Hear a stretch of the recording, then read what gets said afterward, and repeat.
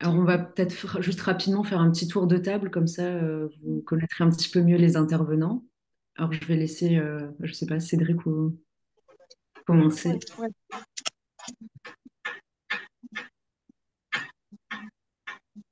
Et le micro, on n'en t'entend pas.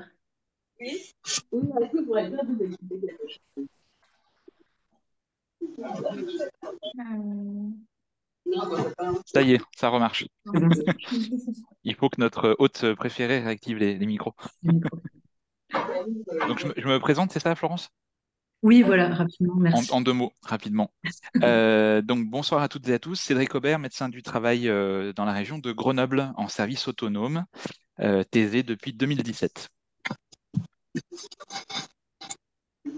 Ouais.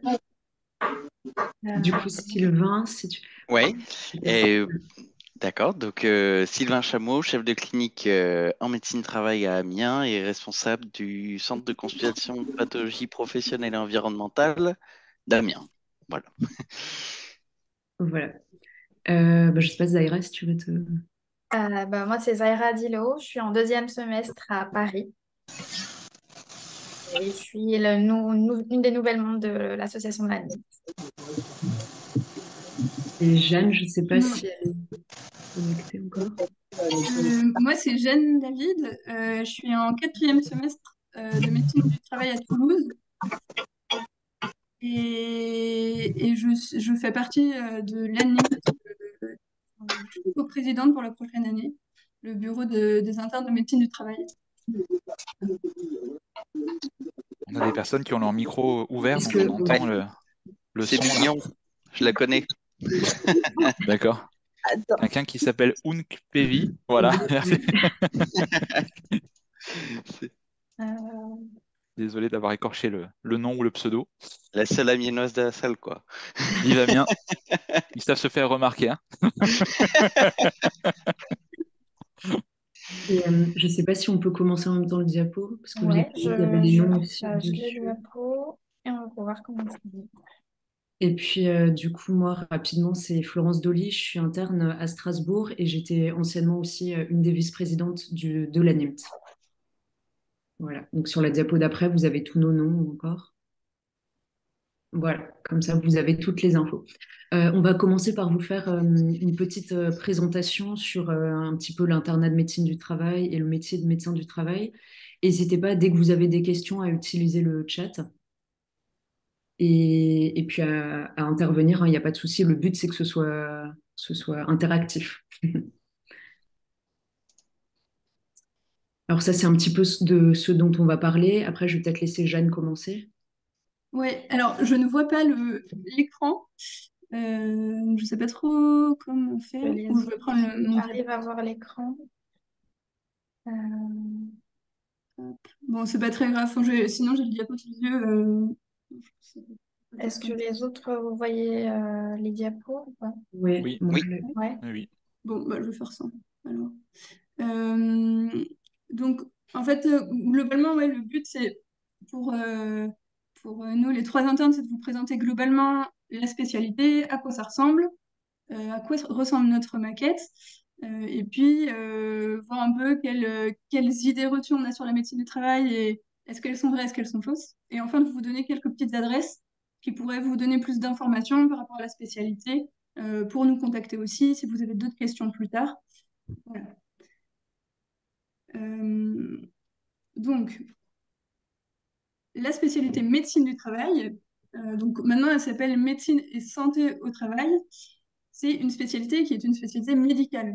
Donc on fait partie de ces spécialités-là parce qu'on bah, on a un domaine de prédilection qui est de travailler avec enfin, pour les salariés d'entreprise, en fonction des expositions, en fonction des risques auxquels ils sont exposés. Et donc, en fait, la mission, elle est avant tout dans la prévention de l'altération de leur état de santé, du fait de leurs conditions de travail, et de vraiment bien connaître leur métier, leur état de santé, et qu'est-ce qui peut avoir un impact sur leur santé. C'est un peu le petit résumé de ce que c'est que cette spécialité. Donc, au niveau des missions qu'on peut avoir, elles sont assez variées. Euh, Déjà, la chose de base, c'est qu'on fait le suivi de l'état de santé des travailleurs, donc avec des visites périodiques qui sont organisées de manière régulière. On fait des examens cliniques, on peut demander des examens paracliniques aussi pour ça, pour bien suivre la santé des personnes. On a un rôle d'évaluation, de prévention des risques professionnels. Et en fait, pour ça, on a quelque chose qui est, je trouve, et je pense qu'on est beaucoup à penser ça, qui est quelque chose de très intéressant dans notre métier qu'on ne trouve pas ailleurs, c'est qu'on peut aller en milieu d'entreprise pour regarder les postes de travail, s'entretenir avec les salariés, avec les chefs d'entreprise, faire des actions de sensibilisation. Et ça, c'est vraiment très riche parce qu'on peut comprendre vraiment précisément comment les gens travaillent et le lien que ça peut avoir avec leur santé. On a un rôle dans la prévention de la désinsertion professionnelle aussi, pour permettre le maintien dans l'emploi de personnes qui traversent des épisodes de santé. Voilà, on est là pour les accompagner là-dessus. On a un rôle de conseil, évidemment. Et ce qui est important aussi, et ce qui est de plus en plus important dans notre spécialité, c'est qu'on a un rôle dans la veille épidémiologique, on a un rôle de santé publique, de traçabilité de toutes ces expositions, de, de tout ce qui peut être rencontré dans le milieu du travail, qui peut avoir un impact sur la santé. Ça, c'est quelque chose sur lequel on est de plus en plus amené à travailler. Euh, pour vous donner des exemples de risques qu'on peut rencontrer, de risques professionnels, donc là, on vous a fait une petite liste qui n'est pas exhaustive évidemment, mais en tout cas, c'est pour dire qu'on a besoin d'une formation continue et qu'on a une formation spécifique pour pouvoir bien accompagner les gens dans leur milieu de travail. Donc, ça peut passer par ce qu'on appelle le RPS, les risques psychosociaux, tout ce qui va être burn-out.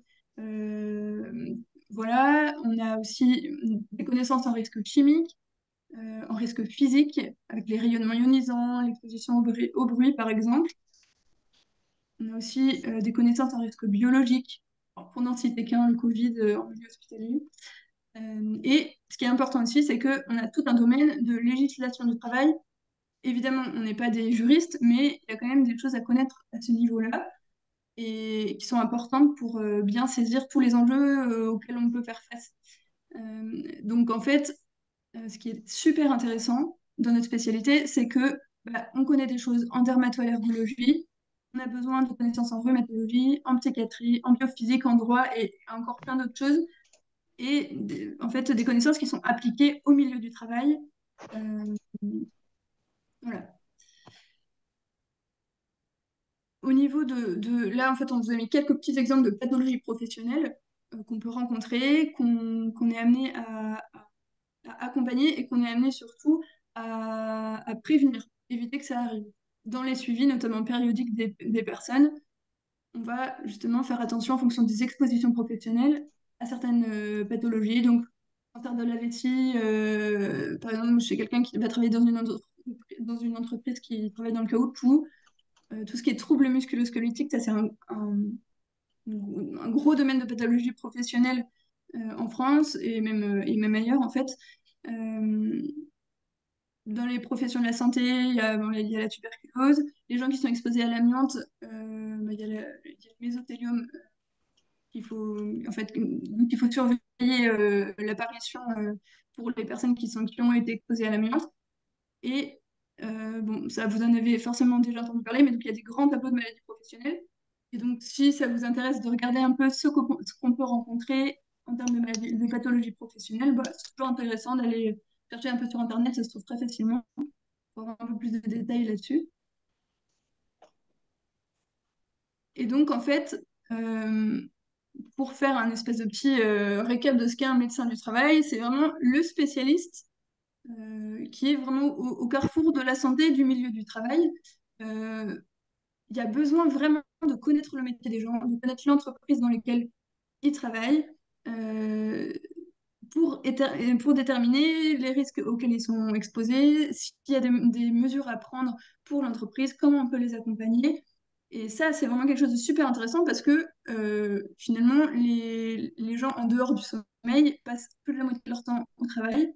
Et donc, forcément, il y a un lien avec la santé et il y a un impact sur la santé. Donc, bien connaître le métier des gens, c'est super intéressant, ça enrichit notre connaissance de plein de choses. Donc, ça, c'est une grande partie de notre métier. Et donc, en parallèle, il faut connaître l'état de santé des gens pour bien pouvoir les accompagner, bien pouvoir les examiner. Et voilà, parce que ce que j'avais dit tout à l'heure, bah, on peut faire des examens complémentaires en fonction de la situation, en fonction des risques auxquels les gens sont exposés. Euh, voilà, surveiller l'apparition de pathologies, accompagner en fonction de pathologies préexistantes. Comment est-ce qu'on peut faire pour adapter le poste? Et donc voilà, donc, en fait, c'est une spécialité qui est très riche à ce niveau-là parce que on apprend à connaître la situation des gens en considérant aussi leur métier qui est essentiel dans leur vie. Euh, donc après, là, c'était pour vous mettre des petites illustrations de ce qu'on peut faire quand on va sur le milieu de l'entreprise. Ça, c'est super intéressant. Euh, alors, je ne sais pas si on peut... L'image de gauche, c'est une vidéo. Je ne sais pas si on peut la lancer. Voilà. Alors, Donc voilà, ça marche ou pas? Non, je peux l'afficher comme une image seulement. Voilà. Ok, bon, c'est pas grave. Mais en fait, c'est pour vous donner, pour vous donner un exemple, c'était un chantier qui fabriquait des silos à grains. Et donc là, il y a deux maçons qui sont en train de scier du béton, qui envoient plein de poussière partout. Ils sont complètement arc-boutés. En plus, il y a énormément de bruit.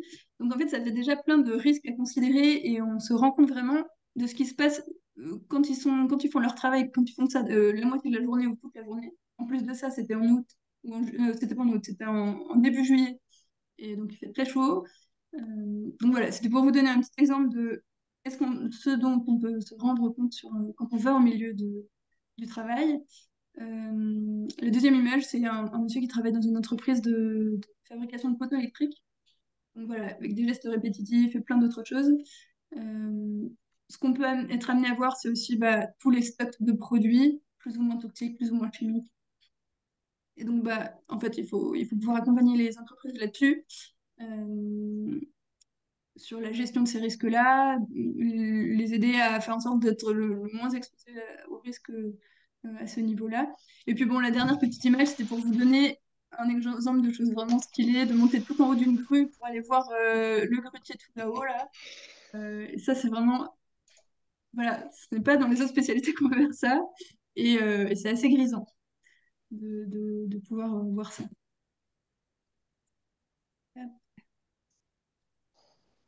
Et donc, un peu plus concrètement, un médecin du travail, comment est-ce qu'il exerce? Déjà, la première chose, c'est qu'il est exclusivement salarié. Donc ça, c'est quelque chose d'assez sécure pour nous. De toute façon, on est salarié, on est payé par l'endroit où on travaille. Ça peut être du secteur public, donc à l'hôpital, le secteur territorial de la fonction publique. On peut faire de l'universitaire avec de la recherche, le travail dans les centres de pathologie professionnelle et environnementale euh, qui se développe et où il y a tout un domaine à explorer et à créer et à découvrir. Super intéressant. Et il y a aussi une grosse partie qui est le secteur privé. Donc, dans le secteur privé, il y a deux grandes entités. Il y a les services de santé au travail inter-entreprises ça va être toutes les entreprises qui vont faire moins de 500 salariés. Donc là, on va pouvoir suivre plusieurs entreprises, des salariés de plusieurs entreprises différentes. À la différence de gros services de santé au travail, de grosses entreprises, ce qu'on va appeler des services de santé au travail autonomes, avec des entreprises de genre, pour Toulouse, Airbus par exemple, c'est la SNCF, c'est un endroit où il y a plus de 500 salariés, et donc en fait, il y a un service de santé au travail peut gérer uniquement cette entreprise, tellement il y a de sphères de travail différentes et de choses à gérer et à accompagner à ce niveau-là.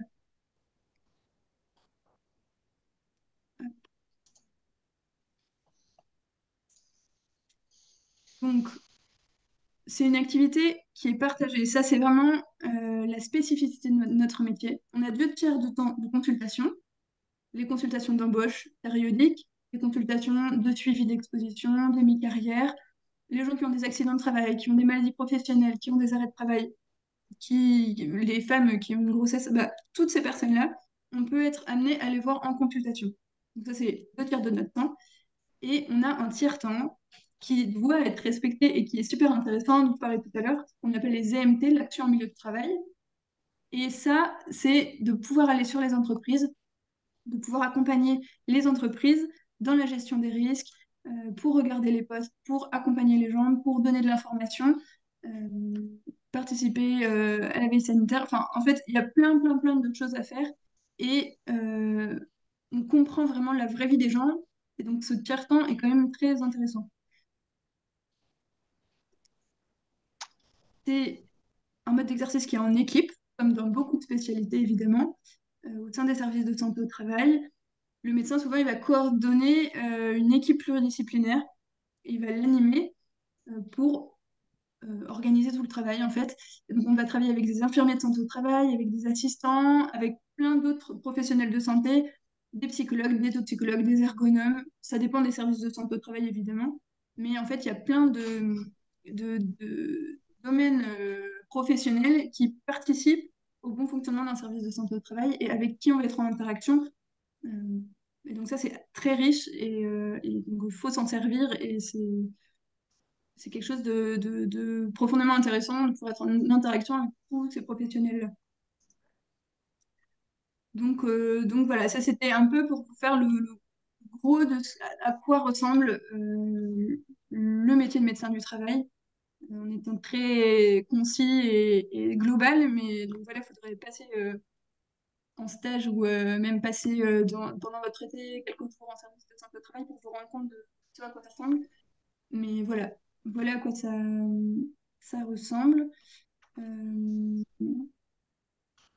je sais pas si on enchaîne directement sur la maquette de l'internat ou s'il y a quelques petites questions déjà ou pas dans le chat. Mais... Pour l'instant, on n'a pas de questions. Donc je pense J'ai rien vu encore. Ouais. on peut y aller. Voilà, Florence, je te laisse la parole pour la Oui. suite. Alors, du coup, bon, je ne sais pas si vous m'entendez bien. Donc, moi, je vais continuer un petit peu avec toute la partie maquette de l'internat. Donc, c'est un internat en 4 ans, donc forcément 8 semestres, qui sont répartis en 3 phases. Donc, la première année, c'est ce qu'on appelle la phase socle. Il y a un stage en médecine du travail et un stage dit clinique, hein. On reverra après un peu ce que c'est en détail. Ensuite, il y a une phase d'approfondissement qui dure 2 ans. Donc là, il n'y a pas d'ordre de préférence, mais sur les 2 ans, il faut avoir fait 2 stages en médecine du travail et 2 stages cliniques. Et enfin, pour finir, il y a ce qu'on appelle la phase de consolidation, ou plus communément appelée docteur junior. Et là, c'est 1 an en médecine du travail. Donc, soit c'est dans le même service pendant 1 an, soit c'est 2 stages de 6 mois.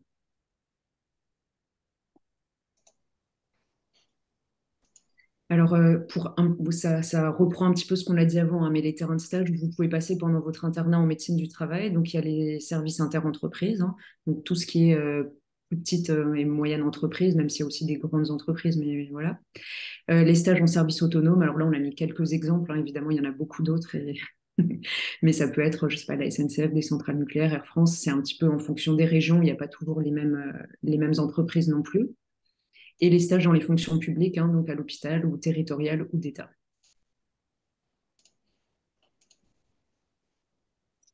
Ensuite, là, les fameux stages dits cliniques, c'est les stages hors médecine du travail. C'est à peu près dans chaque subdivision, dans toute la France, c'est à peu près globalement toujours les mêmes. C'est évidemment des terrains de stage qui ont un lien, hein, enfin un intérêt pour notre spécialité. Donc il y a pneumologie, allergologie, dermatologie, il y a tout ce qui va être psychiatrie, addictologie, tout ce qui est MPR, rhumato, et un petit peu à part aussi centre de la douleur, centre des troubles du sommeil. C'est pas une liste exhaustive, hein, c'est fonction des subdivisions, mais c'est à peu près toujours les mêmes quand même qui ressortent. Un petit mot aussi sur les FST et les DU. Alors, je ne sais pas si ça vous parle déjà, mais en fait, les FST, ça va être une année. Par contre, en plus de votre internat, ça vous rajoute 1 an. Et en médecine du travail, on peut se spécialiser donc soit dans le sommeil, en addictologie, médecine du sport, douleur, expertise médicale et allergologie. Et les DU, ça vous rajoute pas 1 an, vous le faites en plus de votre année universitaire. Et ça permet à titre personnel, hein, d'approfondir ses connaissances dans certains domaines, notamment la dictologie, la toxicologie, l'ergonomie, la psychologie du travail, mais il y en a plein d'autres. Et le DU, vous n'êtes pas obligé de le faire dans votre ville. Donc, vous pouvez tout à fait aller vous inscrire à un DU à Paris alors que vous êtes à Marseille. C'est tout à fait possible. Un petit mot, alors ça dépend aussi des subdivisions, mais il y a quand même souvent un examen en fin de première année ou un peu plus tard. Donc, ça dépend des subdivisions, mais c'est possible qu'il y en ait. Par contre, ça c'est pour tout le monde. Dans la thèse, il faut forcément la soutenir avant la fin de la troisième année. On ne peut pas passer en docteur junior sans avoir la thèse. Il y a quasiment systématiquement un mémoire en fin de DES. Et les cours, ça c'est aussi fonction des subdivisions. C'est souvent quelques jours par mois et souvent regroupés dans les grandes régions avec les autres CHU. Un petit mot sur les avantages quand même de l'internat de médecine du travail. Je pense qu'avant tout, c'est le côté curiosité, vraiment sortir de l'hôpital, découverte du monde du travail et de ses différents risques. Quand on s'y intéresse un petit peu, c'est passionnant. Il y a tout l'aspect prévention aussi qui est très intéressant. La qualité de vie, parce que voilà, sans exagérer, je pense que la plupart des internes de médecine du travail sont des internes heureux. Il n'y a pas ou peu de gardes. Les gardes, en fait, c'est fonction des subdivisions et c'est notamment dans les stages cliniques parce que vous êtes mélangé avec les autres internes des autres spécialités. En moyenne, les horaires, c'est à peu près 8h, 17h. Il y a très souvent un respect des journées de formation. Après, on a aussi la chance d'avoir un congrès national en médecine du travail qui a lieu tous les 2 ans. Donc l'année dernière, c'était à Strasbourg. L'année prochaine, ça sera à Montpellier. Les RNP pour les internes, donc je vous en reparle encore quelques diapos après. Oui, ensuite, on avait fait quelques petites diapos sur des idées reçues. Donc, c'est la phrase un petit peu exagérée, mais les médecins du travail sont vendus aux employeurs. Donc, bien évidemment, hein, on garde une indépendance professionnelle et on est de toute façon soumis, comme tout médecin, au secret médical, mais également au secret professionnel et de fabrication. On est par ailleurs, on est un peu enfin c'est pas un peu, on est des salariés protégés. On est tout à fait indépendant dans notre expertise. Ça aussi, on l'entend des fois, ce sont ceux qui ont raté les ECN. Il y a de plus en plus d'étudiants qui ont des très bons classements et qui choisissent la médecine du travail. Et c'est surtout, je pense, lié à une méconnaissance de notre métier qui fait ça. Ça aussi, on l'entend beaucoup, ce sont des administratifs, hein. Très franchement, on n'a pas plus, voire moins d'administratifs, je pense, que certaines spécialités, notamment des médecins libéraux qui ont beaucoup plus d'administratifs que nous, puisque nous, on a quand même la chance aussi de travailler avec des assistants médicaux qui nous aident beaucoup sur toute cette part administrative. Et donc ça, c'est totalement faux. Ça, c'est une question qui revient aussi beaucoup, pardon. Ils ne prescrivent rien. Alors, évidemment, dans le cadre professionnel, hein, on prescrit des examens complémentaires, des vaccinations, enfin, voilà. Après, on reste, voilà, comme c'est noté, acteur de la prévention, donc il n'y a pas de prescription thérapeutique aux salariés. Par contre, en cas d'urgence, on conserve un droit de prescription et évidemment, à titre privé, vous avez le droit de vous prescrire ce que vous voulez. Est-ce que je peux intervenir rapidement, Bien sûr, Florence? bien sûr. Sur ce Moi droit de, aussi. sur ce droit de prescription, en fait, c'est même en train d'évoluer parce que il y a une expérience en cours sur 3 régions Oui. qui va viser justement à permettre aux médecins du travail de faire des renouvellements d'ordonnances, voire même des discussions en cours sur la notion d'arrêt de travail pour accident de travail, etc. Donc, c'est des notions qui vont évoluer tout simplement pour faire face aux difficultés d'accès aux soins qu'on a dans certaines régions. Oui, tout à fait, oui. Et autre, je Bien complète sûr, sur bien sûr. Florence, mais on a le droit de prescrire tout ce qu'on veut en fait, hein. Il n'y a aucune limite légale. En fait, c'est quand vous signez un contrat avec un service de santé au travail qu'à ce moment-là, on vous dit que vous n'avez pas à délivrer de thérapeutique aux salariés parce que c'est pas votre job, quoi. Mais en réalité, il n'y a aucun texte réglementaire qui limite la prescription du médecin de travail. Moi, je suis réserviste sanitaire et bientôt réserviste militaire en plus. Et ben, dans ce contexte-là, tu prescris tout ce que tu veux. En fait, il n'y a pas de limite. C'est juste que dans le cadre de tes fonctions de médecin du travail dans un service de santé au travail, c'est pas ton job, c'est tout. C'est ça. Voilà. C'est tout C'est tout une à fait petite d'accord. précision. Voilà, c'est pas que Mm, dans le cadre privé. En fait, c'est juste. mm, En fait, c'est plutôt l'inverse. On ne prescrit pas dans le cadre de nos fonctions de médecin de travail en service de santé au travail. c'est ça. C'est la seule Sauf exception en urgence. fait. Ouais. Sauf l'urgence. Mm. Voilà. Voilà. Et Non, mais tout à fait. ça prête beaucoup à confusion. C'est un truc qu'on entend tout le temps. Donc, voilà. À partir du Désolé, moment où... Florence. ouais, non, mais c'est vrai, à partir du moment où vous êtes médecin, vous avez un droit de prescription, en fait, De hein. prescription. C'est aussi simple que ça. C'est ça, exactement. Voilà. Là, pour finir, il y avait encore deux petites diapos avec des petits liens et adresses utiles. Donc là, on vous a remis deux vidéos qui sont très sympas à revoir, donc du docteur François Sahu et du docteur Thierry Bonjour aussi de Montpellier. Et en plus, on peut aussi citer que le docteur Thierry Bonjour qui fait aussi des petites vidéos de prévention qui sont très sympas sur YouTube, hein, sur sa chaîne Prévenstuff, si vous voulez aller voir.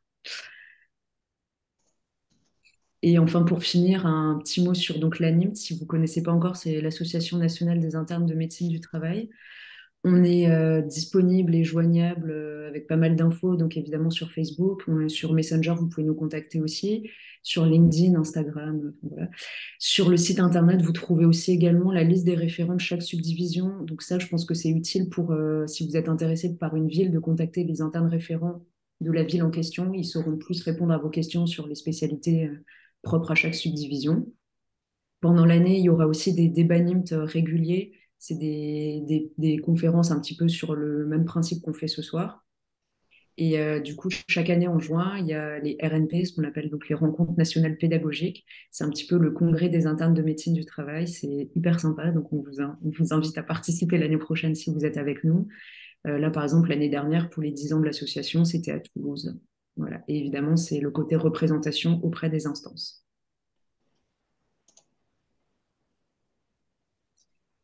Voilà. Du coup, je crois que ça, c'était la dernière diapo. Mhm. Voilà, c'est bon. Donc, tu sais, on peut couper. Et puis, alors, je sais pas, au niveau, j'ai pas eu le temps de regarder les questions. On peut peut-être couper le diaporama.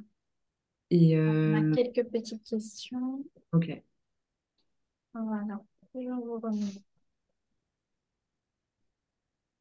Euh, alors, ouais, on va peut-être les prendre dans l'ordre déjà. Et puis après, on vous donnera la parole, du coup. Alors, Euh, première petite question, donc de Samy, par rapport à l'activité, comme on est salarié pour les congés, c'est 5 semaines par an ou c'est quelque chose qui peut se négocier en fonction de la boîte, bah là, on va peut-être en laisser post-internat, précisément. Cédric. Oui, je veux bien répondre. Alors, me remets sur la question parce on avait une petite discussion avec Sylvain. Euh, C'était donc sur les congés, c'était ça la question? Oui, Ouais. Oui. Alors, le minimum, c'est effectivement le minimum légal en France dans une activité salariée, c'est les 5 semaines de congés payés. Mais ensuite, en fonction des contrats, il peut y avoir donc des RTT, donc des réductions de temps de travail, mais ça va dépendre du contrat qui est signé. Est-ce que c'est un contrat horaire? Est-ce que c'est un forfait jour? Il peut y avoir aussi des congés spéciaux suivant les entreprises dans lesquelles on travaille. Voilà. Globalement, on est des salariés, j'allais dire, comme les autres. Et donc, lorsque l'entreprise a plutôt une politique avantageuse sur les congés, on en bénéficie au même titre que les autres salariés. Donc, ça va vraiment dépendre du contrat et de la négociation au moment de la signature du contrat avec l'entreprise ou le service interentreprise. merci. Je sais pas si Zaira, tu veux continuer à les... Ouais. Du coup, la deuxième question qu'on a, c'est passe-t-on en SSTI ou SSTA durant l'internat? Donc, service autonome ou service interentreprise. Donc, effectivement, oui. Euh, Ça dépend un petit peu des villes, l'ordre de passage. Donc là, par exemple, moi, je suis à Paris. À la première année, on ne nous donne pas forcément la possibilité de passer directement en service interentreprise ou autonome. Ils nous font passer plutôt au CHU pour avoir un petit peu plus d'apprentissage en pathologie professionnelle. Et après, nous lancer à partir de la deuxième année dans des services interentreprises ou autonomes, enfin, comme vous voulez. Après, ça change au fur et à mesure des années, donc prendre un peu plus d'informations auprès de vos référents à chaque fois, si vous êtes intéressé par telle ville ou telle ville, l'ordre des passages, mais en gros, oui, vous êtes autorisé à passer en interentreprise ou autonome, pendant interne. Après, y a-t-il des villes où il n'y a pas de stage de médecine du travail autonome? Je pense pas. Ouais, je ne dirais pas, mais Bon, pas en tout que je connais, en tout cas. ça m'étonnerait. Il peut y en avoir plus ou moins, mais à mon avis, il y en a à peu près de partout, puisque je dirais même que les services autonomes ont eu tendance en post-Covid à se développer. On a vu apparaître des petits services autonomes pour des entreprises de 500, 600, 700 salariés, parce que je pense que certaines entreprises ont pris conscience de l'intérêt d'avoir un binôme médecin-infirmier, médecin-infirmière sur un site. Euh, donc, à mon avis, c'est des choses qui se développent. Après, tous ne prennent pas des internes, mais c'est souvent pour des questions de locaux ou de budget, quoi. Non. Prochaine question. Donc, les médecins du travail peuvent-ils participer à la PDSA du coup? Donc, j'avais un peu répondu, c'est la permanence des soins ambulatoires, donc c'est la plateforme de régulation du SAMU. Donc, j'ai répondu oui. En tout cas, à Grenoble, moi, j'en fais. Euh, c'est un petit peu particulier parce que comme on a une activité exclusivement salariée, comme le disaient très bien Jeanne et Florence tout à l'heure, euh, on doit contractualiser notre travail avec le CHU. Donc, pour l'instant, c'est certains CHU qui le permettent et c'est dans des situations de renfort, des situations de tension hospitalière, sur les urgences en particulier. Et donc, on Comme signe en un ce moment. contrat, comme en ce moment, exactement. Voilà. Donc, moi, je le fais depuis un an et en fait, on a un contrat de praticien intérimaire avec le CHU, avec une Ok. rémunération salariée horaire. Ah On oui, a t'es une, intérimaire, d'accord. Ouais. voilà, c'est ça. Donc, Ok, on a un salaire horaire et puis il y a une formation à faire. c'est bon ça. Et c'est intéressant parce que ça permet de diversifier la pratique, Ah, c'est bon. de rester un peu proche du terrain, de la clinique. Voilà, c'est très bien. Ouais. T'as déjà fait du coup des gardes un peu aux urgences à Grenoble, tout ça? Alors, les En tant urgences, que... garde aux urgences, non, mais PDSA régulièrement, ouais. D'accord. Du Hmm. coup, tu fais des consultes dans un Téléphonique. cabinet prêté par le CHU. Non, Ouais, en en régulation régule médicale, SAMU. en régule SAMU, ouais. Je D'accord, en parlais pas de régule de SAMU. l'activité clinique, je parlais de la D'accord, régule ok. SAMU, ouais, La uniquement. régule SAMU. Et Ok, après, oui, ça effectivement, me vous avez surprend pas raison, parce après. que, ouais, parce que dans la PDSA, vous avez raison, il y a aussi la partie clinique, mais je pense que c'est pas impossible, à mon Oui, je avis. pense que c'est.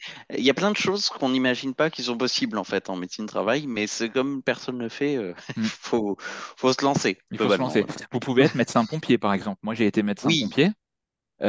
Ah, Euh, donc, il y a une activité de médecine d'aptitude pompier où on fait des visites d'aptitude pour les pompiers, mais vous pouvez aussi faire de l'opérationnel, donc alors, partir avec les VSM sur le terrain. moi je veux pas dire, mais à Amiens, on a 3 stages chez les pompiers. Je dis ça, je dis rien. Il vend sa ville hein, depuis tout à l'heure. C'est beau, c'est beau. Et ben nous, je crois qu'il vient d'être ouvert chez les pompiers à Grenoble. Ah, il m'a piqué l'idée quoi. Après, on a quelle est la quantité de gardes en médecine du travail? En, Parce que ça va en dépendre un petit moyenne, Ça dépend. en moyenne, je pense que c'est une par mois dans les stages cliniques, quoi. Ouais, mais ça dépend Ça de dépend des l'hôpital, ça services. Voilà. dépend de Comment plein de ça tourne trucs. dans les services Mais ce quand ne vous sera êtes pas une par semaine, quand même. Voilà.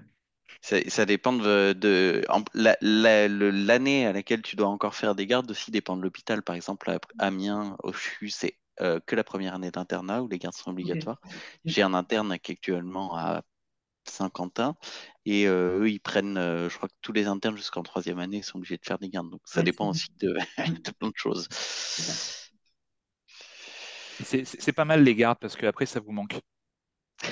Allez, je Bah, suis provoque. non, ça dépend de l'appétence des gens Ça à dépend de travailler aux urgences. l'appétence. C'est quand Non, même non, je lâche. spécial, les Ouais. urgences.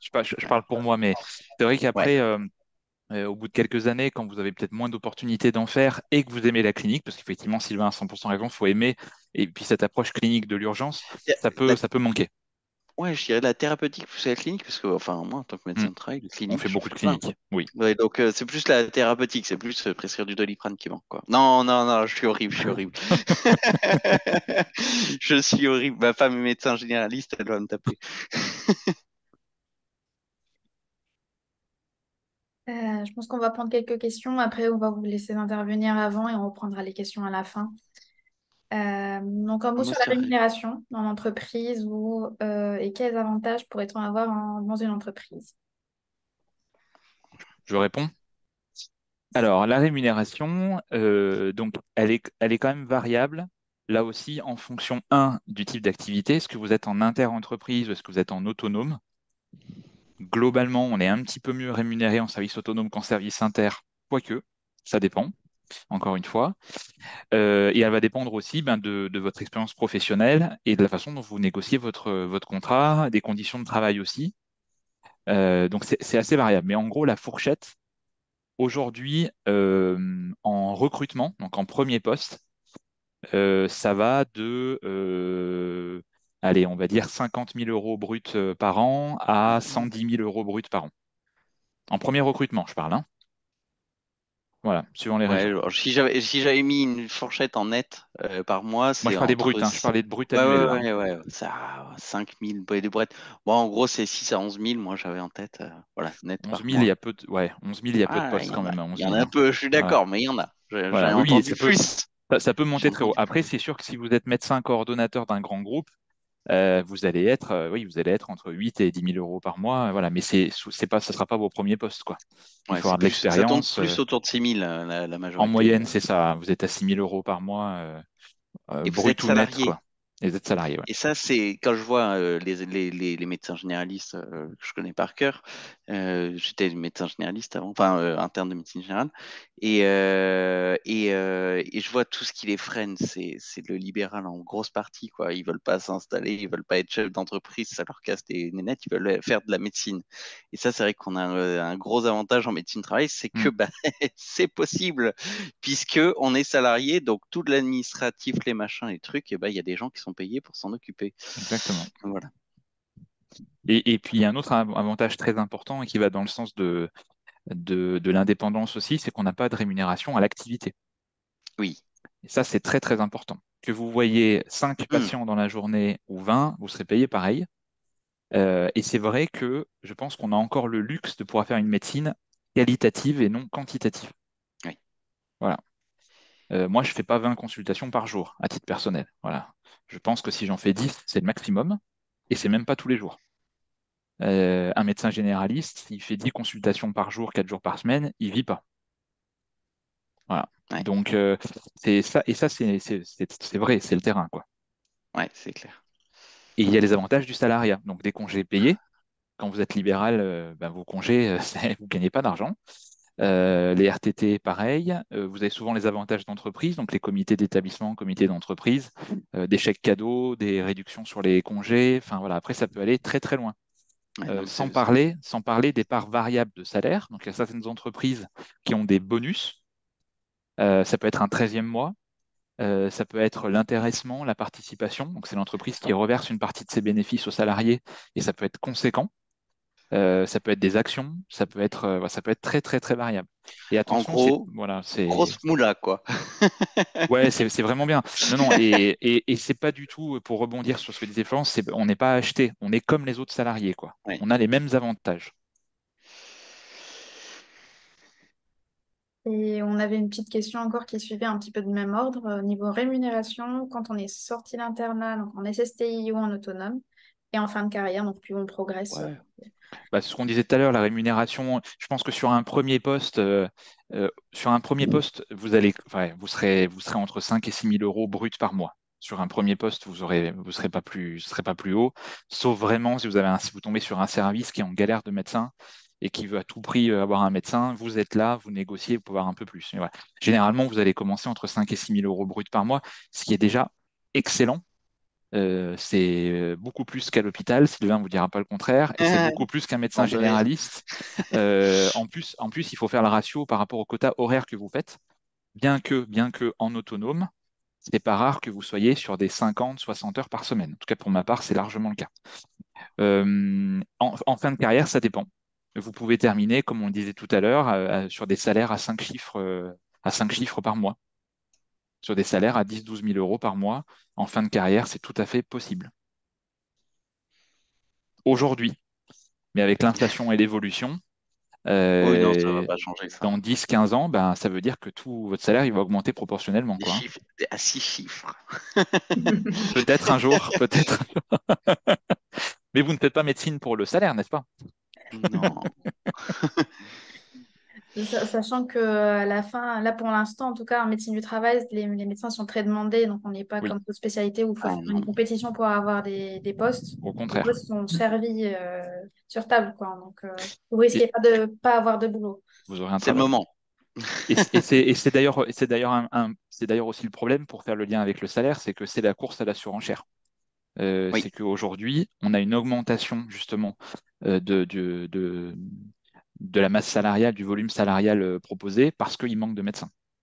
Demain, on comble ce gap où on dit le médecin du travail, il est plus aussi utile qu'avant, on lui enlève sa place, le salaire, on va le diviser par deux très rapidement, vous allez voir, hein.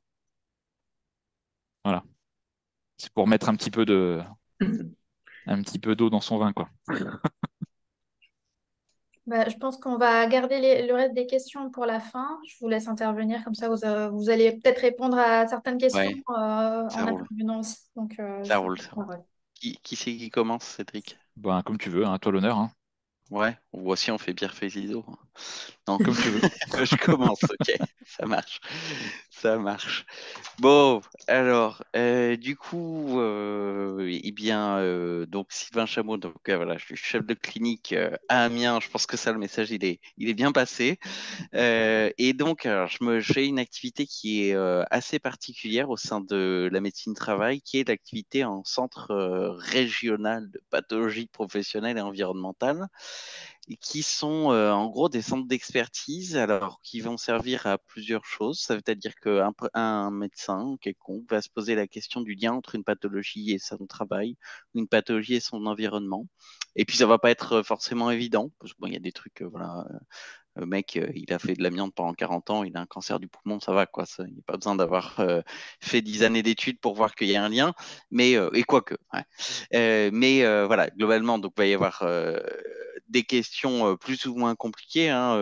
L'autre jour, c'était une cytolyse, non, des atteintes hépatiques dans une entreprise, et les mecs, évidemment, ils manipulaient 200 produits chimiques différents, donc voilà, on va chercher un peu loin pour rechercher. Et c'est là où je voulais en venir, c'est que vraiment la spécificité, donc il y a plusieurs spécificités à la médecine travail, mais une, c'est le fait qu'on aille en entreprise, évidemment, qui est très intéressant, il y a le salariat, etc. Et il y a aussi, ben, en fait, l'évaluation des risques, qu'elles soient professionnelles ou environnementales, puisque moi je fais beaucoup d'environnement, et bien, il n'y a que nous, globalement, dans les spécialités médicales, il n'y a que nous qui faisons réellement de l'évaluation des risques. Les autres spécialités euh, sont très centrées sur la thérapeutique, sur des choses qui sont très, très intéressantes. Mais alors, par exemple, si tu demandes à un pneumologue euh, la différence entre risque et danger, bah, il va te dire, je sais pas moi. Voilà. Et donc, on a cette expertise dans l'évaluation des risques. Les risques sont très, très variés, hein. Ça a été présenté très bien par mes collègues de la NIMT tout à l'heure, hein. Ça va des risques psychosociaux, risques chimiques, champs électromagnétiques, allergologie, bref, c'est ultra varié d'exercices de médecin du travail. Et voilà. Et donc, nous, on a effectivement cette expertise sur le lien entre l'environnement, la profession et des pathologies. Et on est également à vide recours pour tout ce qui est maintien en emploi pour des situations très particulières. Consultation épilepsie et travail, souvent des cas assez compliqués, allergologie et travail, en champ électromagnétique et tout ce qui est dispositifs médicaux implantables actifs, ou pas actifs d'ailleurs, mais on va dire plutôt les actifs, tout ce qui est neurostim, pacemaker et tous les problèmes, hein, avec les champs électromagnétiques qui peuvent interagir avec les appareils. Enfin bref, voilà, c'est un petit peu une activité qui est pas tout à fait dans le spectre classique de la médecine du travail, mais qui existe. Donc c'est bien qu'on puisse en parler ce soir. Et puis, bah, effectivement, je suis coordinateur du DES pour Amiens. Donc, s'il y en a qui viennent à Amiens, bah, c'est cool. On se voit en novembre. Enfin, la réunion de pré-rentrée, c'est en octobre. Mais bon. Bref, peut-être, ouais, ça a été très bien dit. On a vraiment une activité en médecine du travail qui est à la fois variée et ouverte. On a donc la possibilité de prescrire, comme je l'ai bien précisé tout à l'heure. On a aussi, et une chose qui est peut-être pas très claire quand on est externe en médecine, et qui n'est pas forcément d'ailleurs quand on arrive dans l'interne de médecine du travail, on parle de suivi de l'état de santé des salariés. C'est tout à fait vrai, et de prévention des risques professionnels. Mais alors, dans l'esprit de beaucoup de personnes, la médecine du travail, c'est apte, pas apte. Et apte, pas apte, ça veut dire qu'on juge la capacité des gens à travailler. Et ça, c'est quelque chose que à chaque consulte où il y en a besoin, je l'explique. Nous ne jugeons absolument pas de la capacité des gens à travailler. Exemple concret, quand j'étais interne, j'avais une entreprise qui fabrique des radiateurs. Pour voir si les radiateurs ne fuient pas, il faut mettre les radiateurs une fois qu'ils sont faits, ok. Il faut les mettre dans une grande bassine d'eau, puis ils mettent de l'air dedans et ils envoient de la pression. Et puis s'il y a des bulles, même des micro-bulles, eh ben, c'est que le radiateur il fuit. Et un jour, on me dit, ah ouais, docteur Chameau, ça va pas, on a toute une série de radiateurs qui fuient. Je dis, ouais, ok. Du coup, ça veut dire qu'il y en a un qui est bigleux dans tous nos salariés. Je vous fais la version synthétique, ils m'ont pas dit ça. Et je dis, oui. Et, et ben, j'en ai rien à foutre. En fait, parce que globalement, en fait, la médecine travail, on n'est pas là pour juger de la capacité des gens à bosser, mais juste pour préserver leur santé. Donc là, il n'y avait pas de risque pour la santé des gens. Et ça, c'est important parce que il y en a qui s'imaginent encore que la médecine travail est une médecine de tri, mais alors pas du tout. C'est même exactement l'opposé. Bref, si je parle vite fait du truc qui me concerne un peu plus, puis après je te passe la main, Cédric, hein. C'est effectivement la santé environnement. Moi, je suis chercheur, dit comme ça, en santé au travail et en santé environnement en particulier. La santé environnement, c'est quelque chose qui tombe un peu dans l'escarcelle de la médecine travail progressivement. Alors, certainement pas que de la médecine travail, hein, mais en tout cas, pour tout ce qui est activité de consultation de santé environnement, clairement, on nous a édicté, nous, les CRPPE, comme les centres de ressources et on essaye de monter là, des consultations. Moi, je bosse beaucoup sur la perturbation endocrinienne, la perturbation thyroïdienne particulièrement, mais aussi tout ce qui est risque reprotoxique. Et donc, on monte des consultations. Il y en a à Bordeaux, il y en a à Créteil, je ne sais plus où est-ce qu'il y en a, sur, par exemple, les couples qui ont des problèmes, des couples hétérosexuels qui ont des troubles pour la procréation, eh bien, faire des évaluations d'exposition aux reprotoxiques, aux perturbateurs endocriniens notamment, et donner des conseils personnalisés. Vous voyez, ça peut aller sur ce genre de choses quand on parle de consultation santé-environnement.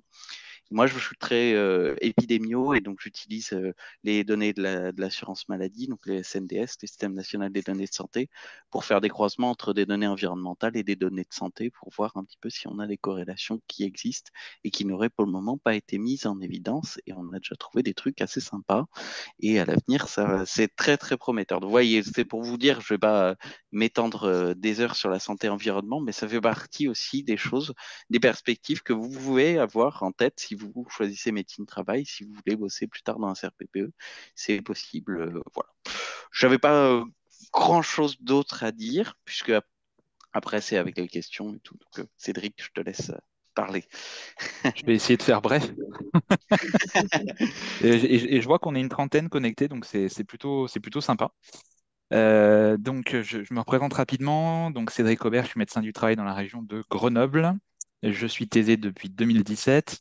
Rapidement, mon parcours, ça fera le lien avec une question qu'il y a eu. Donc, externat et internat à Grenoble, avec un DES au départ d'oncologie, donc cancérologie, que j'ai interrompu au milieu avec un droit au remords pour partir en médecine du travail. Non pas que l'aspect me plaisait pas, j'adorais ma spécialité. Je pense que dans une autre ville, j'aurais peut-être continué, mais c'est un autre débat. Euh, Volonté de quitter l'hôpital, d'avoir un exercice plus libre des contraintes hospitalières.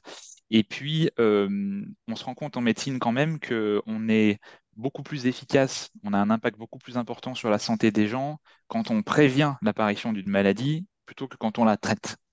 Et aujourd'hui, une des seules spécialités qui a encore ce pouvoir et ce temps dédié à la prévention, c'est la médecine du travail. Et pas que la prévention au milieu de travail, la prévention en santé publique. C'est ce qu'a rappelé la dernière loi santé-travail dont les décrets paraissent encore aujourd'hui. C'est des actions également de santé publique. La vaccination, mais pas que, ça peut aller bien au-delà. À la fin de mon internat de médecine du travail, donc j'ai travaillé en service autonome directement, d'abord au CEA, donc le commissariat à l'énergie atomique et aux énergies alternatives. C'est des grands centres répartis un petit peu partout en France. Et puis actuellement chez Becton Dickinson, qui est un gros site industriel basé dans la région de Grenoble et qui est une entreprise internationale américaine, en fait, une grande multinationale qui fabrique des produits de santé. Euh, la médecine du travail, c'est super. Je pense que si vous choisissez cette spécialité, vous ne serez pas déçu. Il faut passer outre les a priori et les petites phrases toutes faites qui vous ont été rappelées dans la présentation de ce soir. C'est très très loin de notre quotidien. C'est la seule médecine spécialisée, tout en étant très générale, qui s'occupe des gens dans leur milieu de travail. Et aujourd'hui, c'est le seul médecin en France qui s'occupe des gens dans leur milieu de travail, qui peut faire des préconisations sur le milieu de travail. Il n'y a aucune autre spécialité qui peut faire ça, alors qu'on sait aujourd'hui qu'on passe 80% de notre vie à travailler. Donc, c'est vraiment l'endroit où vous allez voir le plus de patients en situation de bonne santé ou de mauvaise santé. Je ne reviens pas sur les nombreux avantages de la spécialité, mais il y en a à foison. Euh, on a des bonnes conditions de travail, on a la possibilité de se former, on a une excellente formation continue, on a la possibilité de faire de nombreux DU, DIU. Le dernier en date pour ma part, c'est le dépistage des cancers de la peau par dermoscopie. Donc, je fais des dépistages des cancers de la peau de façon hebdomadaire en lien avec des dermatologues. Donc, ça peut aller vraiment très très loin. En fait, les limites, bah, c'est celles que vous vous imposez vous-même. Il y en a très peu. Euh, on est des vrais médecins, quoi. Et on a à la fois une approche clinique centrée sur euh, tous les organes, très systémique, et à la fois une approche de prévention sur les expositions professionnelles en allant sur le terrain. Être médecin dans une entreprise, c'est extrêmement intéressant. C'est une posture d'expert. On vient nous solliciter pour notre rôle d'expert. On est souvent le seul médecin dans l'entreprise et on interagit avec des gens qui ne sont pas médecins. Et ça aussi, c'est très intéressant. Vous sortez de l'hôpital, vous n'avez interagi qu'avec des médecins ou des soignants, kinés, infirmières, aides-soignantes, etc. Et là, vous parlez avec des chefs d'entreprise, des ouvriers, des manutentionnaires, des chercheurs, des ingénieurs, des techniciens. Et donc, vous apprenez aussi à ouvrir votre esprit sur quelque chose qui n'est pas que centré sur le milieu hospitalier. Et ça, c'est très, très, très intéressant. Et je pense que dans nos parcours, on en a besoin à un moment donné. Qu'est-ce que je peux vous dire d'autre? Il faudrait y passer des heures, hein.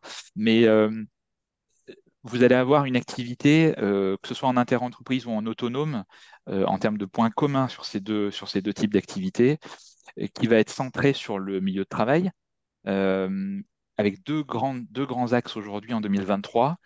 En numéro un, c'est le maintien dans l'emploi. Aujourd'hui, je pense que encore plus que la prévention, ce qu'on attend de nous, c'est le maintien dans l'emploi, c'est-à-dire accompagner des salariés malades dans leur emploi. On a une explosion des pathologies chroniques, le diabète, l'hypertension, les maladies inflammatoires chroniques de l'intestin, les rhumatismes inflammatoires, les cancers. Et or, les gens ne s'arrêtent pas toujours de travailler, ou en tout cas, à un moment donné, reprennent une activité. Et là, on a un rôle majeur en interaction avec toutes les autres spécialités médicales, c'est faire en sorte que ces personnes gardent un emploi et gardent un emploi adapté à leur état de santé. C'est ça le maintien dans l'emploi, c'est la prévention de la désinsertion professionnelle. Aujourd'hui, c'est notre rôle numéro un et c'est extrêmement intéressant parce qu'on ne peut pas toujours empêcher les gens de tomber malades. Par contre, on peut faire en sorte qu'ils gardent un emploi. Et dans certaines maladies comme le cancer, par exemple, le fait de reprendre un emploi diminue le risque de récidive. Comme l'activité physique, par exemple, sur des facteurs de 20 ou 30%. Et ça, c'est prouvé dans les études. Donc, vous voyez, il y a vraiment des impacts très, très importants. Et puis, l'autre part de notre activité qui est vraiment grandissante, c'est les risques psychosociaux, l'épuisement professionnel. Il vaut mieux utiliser le terme d'épuisement professionnel que de burn-out d'ailleurs. Et là, on a un rôle d'accompagnement en prévention primaire, secondaire et tertiaire sur tous ces épuisements professionnels. Et c'est extrêmement riche parce que là, on aborde des pans de la psychologie, de l'organisation du travail, du stress au travail, la question de valeur, de sens, qui anime énormément les sociétés occidentales aujourd'hui en 2023. Donc voilà, ça c'est vraiment très intéressant. Et puis vous interagissez avec des personnes qui ne sont pas médecins, mais qui à un moment donné interviennent dans la prise en charge des patients salariés, des psychologues, des infirmières, des ergonomes, ergothérapeutes, des responsables ressources humaines, des managers. Et voilà, et on met tout ce petit monde autour de la table et on essaye d'avancer ensemble. L'intérêt étant la prévention, la protection de l'état de santé du salarié. Qu'est-ce que je peux vous dire d'autre? C'est déjà pas mal. Je pense qu'après, on va répondre aux questions au cas par cas, mais c'est une très très belle spécialité. Enfin, pour ma part, je regrette absolument pas de l'avoir choisi. Il y avait une question dans le chat qui disait est-ce que vous avez hésité avec la médecine générale? Pourquoi? Quand j'ai fait mon droit au remords, je pouvais avoir à peu près tout, sauf peut-être la cardio et la dermato. Mais euh, la médecine générale, je pense que si on n'a pas la foi, il ne faut pas y aller. La médecine générale, ça ne peut pas être un choix par défaut. La médecine du travail non plus. Euh, mais c'est pas du tout la même activité en fait. Il y a les contraintes de l'activité libérale, il faut s'y préparer. Les contraintes administratives sur le médecin généraliste, elles sont énormément augmentées et aujourd'hui, ça pèse sur leur activité. Nous, à côté, on est beaucoup moins gênés. On sort des attestations de suivi, des fiches d'aptitude, quelques certificats. En dehors de ça, pas grand-chose. La comptabilité, c'est l'entreprise qui l'a fait. On a souvent des assistants, assistantes ou des secrétaires. Donc c'est plutôt très intéressant, très souple. Et encore une fois, vous pouvez développer plein de choses dans votre activité, dans les limites de la réglementation, bien sûr. Mais c'est vraiment une profession qui est en constante évolution. Rien que sur ces 5 dernières années, entre le moment où j'ai quitté mon internat et aujourd'hui, le métier a évolué parce que le profil des problématiques rencontrées a évolué. Les RPS ont explosé.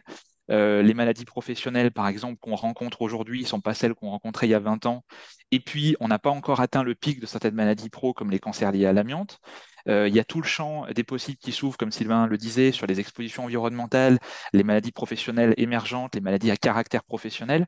Donc, vous avez vraiment énormément, énormément, énormément d'actions possibles pour vous développer et apporter à vos patients et aux salariés. Donc, voilà, faites le Non, bon choix. c'est clair que moi, j'aurais jamais. Tu dis l'évolution en 5 ans, mais c'est un truc de dingue, hein. C'est impressionnant. C'est impressionnant. Et dans le bon sens. Dans le bon Et dans sens. le bon sens. Dans le bon Et sens, moi, c'est ce que j'ai absolument. dit il y a pas longtemps. J'aurais jamais fait médecine travailler à 15 ans, hein. Franchement, Exactement. Exactement. jamais j'aurais fait médecine travailler à 15 ans. C'est clair et net. Ça a vachement changé l'exercice. Et là, j'ai un exercice particulier, mais je pourrais très bien redevenir médecin du travail, Tout à fait. on va dire, dans un service de santé au travail. Et c'est l'éclate, hein. C'est l'éclate, honnêtement. On fait pas, voilà, on fait pas faire que de la bandelette urinaire et de l'aptitude. L'aptitude reste un point important sur des postes très particuliers, mais voilà, aujourd'hui, c'est bien plus que ça va bien au-delà de ça. Euh, Ça peut être même aussi du management d'équipe, hein. Par exemple, pour ma part, j'encadre 4 infirmières, une assistante, une psychologue du travail, une référente handicap maintien dans l'emploi et une assistante sociale. Donc, vous voyez, il y a aussi, on apprend à gérer une équipe, à mettre tout ce petit monde autour de la table, et puis à être innovant, à développer des actions. C'est effectivement, ça n'a rien à voir avec la médecine du travail d'il y a 15 ans. Et du coup, les phrases clichés ou ce que vous pouvez entendre, aujourd'hui, on en est vraiment très, très, très loin. Le médecin du travail est un vrai médecin. On est docteur en médecine, on est expert dans notre domaine, il faut en être fier.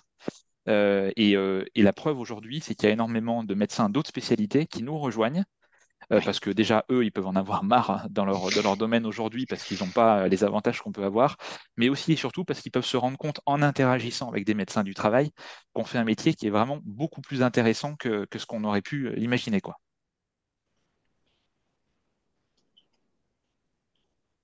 J'ai beaucoup parlé, mais j'ai essayé de me Non, mais limiter c'est... quand même. Merci.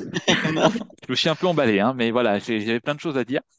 Merci, c'est Il tout. il y en a, ça me fait rire dans les questions. Il y en a, ils pensent qu'on est une entreprise qui va les recruter.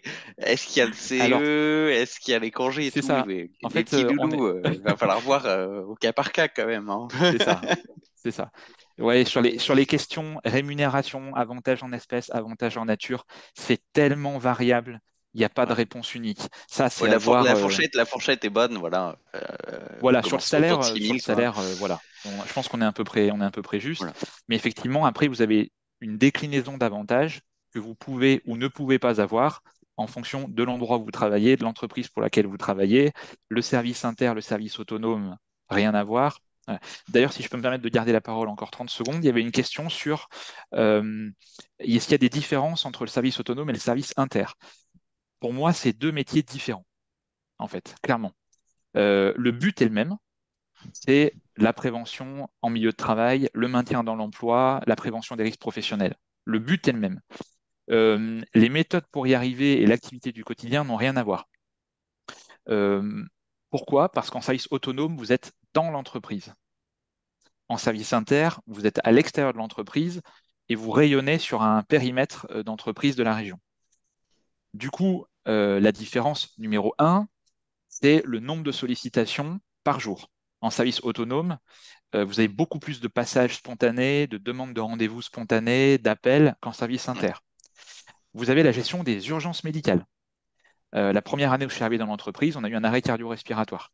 On a dû prendre en charge cet arrêt cardio-respiratoire. Et on a, pour vous donner une idée, entre 1500 et 2000 soins par an. Le soin, ça va du pansement sur l'index au Doliprane 1 gramme, jusqu'à l'arrêt cardio-respiratoire, l'AVC, l'état de mal épileptique, la colique néphrétique hyperalgique, etc. Et on est équipé pour répondre à la première urgence, pour ensuite passer le relais au système de soins préhospitalier ou intra-hospitalier. Et ça, en service inter, vous ne l'avez pas. Ah. Le niveau d'interaction que vous allez développer dans un service autonome n'est pas le même qu'en service inter. Aussi parce qu'on est peut-être un peu plus privilégié en termes de l'effectif qu'on suit. Sur un service autonome, vous allez avoir entre 1000 et 3000 salariés par médecin maximum. En service interentreprise aujourd'hui, je pense que vous tournez plutôt à 5-6 000 salariés par Ouais, 6 médecin 000, ouais. en moyenne. Ça peut aller même beaucoup plus. Mm. Voilà. D'où l'intérêt de travailler avec des infirmières maintenant, qui ont des vraies compétences qu'il va falloir valoriser aussi, c'est un autre sujet, et développer ce travail en binôme pour optimiser le travail de prévention avec les salariés. Donc vraiment, c'est deux mondes complètement différents. Et c'est vrai que j'avais discuté une fois avec un médecin de centrale nucléaire. Alors là, c'est encore plus C'est particulier encore puisque les différent. centrales nucléaires sont isolées vraiment. Et là, bah, ouais, là, tu fais que du. Enfin, c'est pas que tu fais que du. Mais d'abord, tu as une activité un peu spécifique avec l'exposition au rayonnement ionisant, hein. Exactement. Et de deux, l'isolement fait que vraiment, là, c'est de la médecine presque de campagne, quoi, on Oui, va dire, quoi. absolument. Absolument, Et alors, je c'est parle même pas si tu fais médecin militaire et que derrière tu pars en sous-marin et tout, les ça peut être réservistes, ça. les Absolument. réservistes, les médecins réservistes militaires, c'est super demandé en fait, et même si tu es médecin de travail, tu peux partir 6 mois, 9 mois sur un bateau, hein, c'est possible, hein. Mm. Donc, c'est tout à fait possible. Ouais, il peut y avoir des activités qui sont vraiment très, très variables. Et voilà, il y a des entreprises, vous allez avoir tous les risques. Pour ma part, moi, j'ai tous les risques, des risques physiques, des risques biologiques, des risques chimiques. Et donc, ça veut dire qu'il faut être à l'aise aussi avec tous ces risques-là et connaître les impacts potentiels sur l'état de santé pour pouvoir les prévenir et les dépister. Les modes d'exercice sont hyper variables. Là, j'ai vu passer deux autres questions sur est-ce qu'on peut travailler de nuit?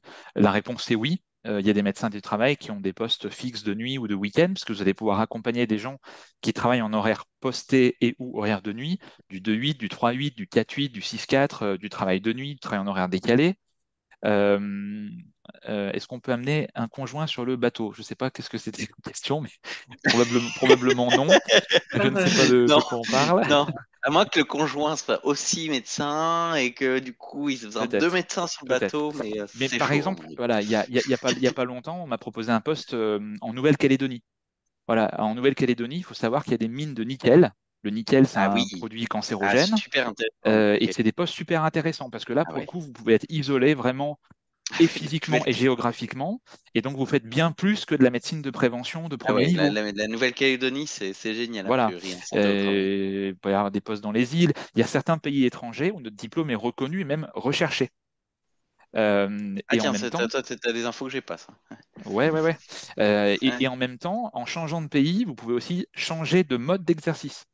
Par exemple, au Canada, c'est vraiment des Ah oui. hygiénistes du travail. Donc, ils ont une approche qui est entre la médecine du travail et notre HSE de chez nous, l'hygiène santé environnement.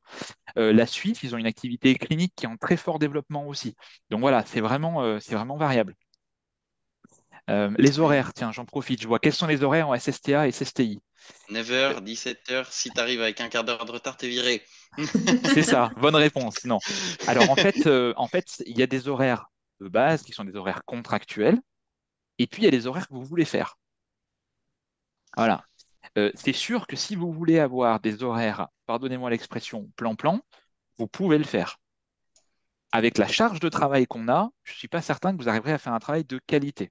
Désolé, c'est peut-être un jugement de valeur, mais quand vous avez des milliers de salariés et avec aujourd'hui le nombre de sollicitations qu'on a sur des questions majeures que sont le maintien dans l'emploi, les risques psychosociaux, vous pouvez faire 9h, 17h, mais je ne sais pas comment vous arrivez à répondre à la demande.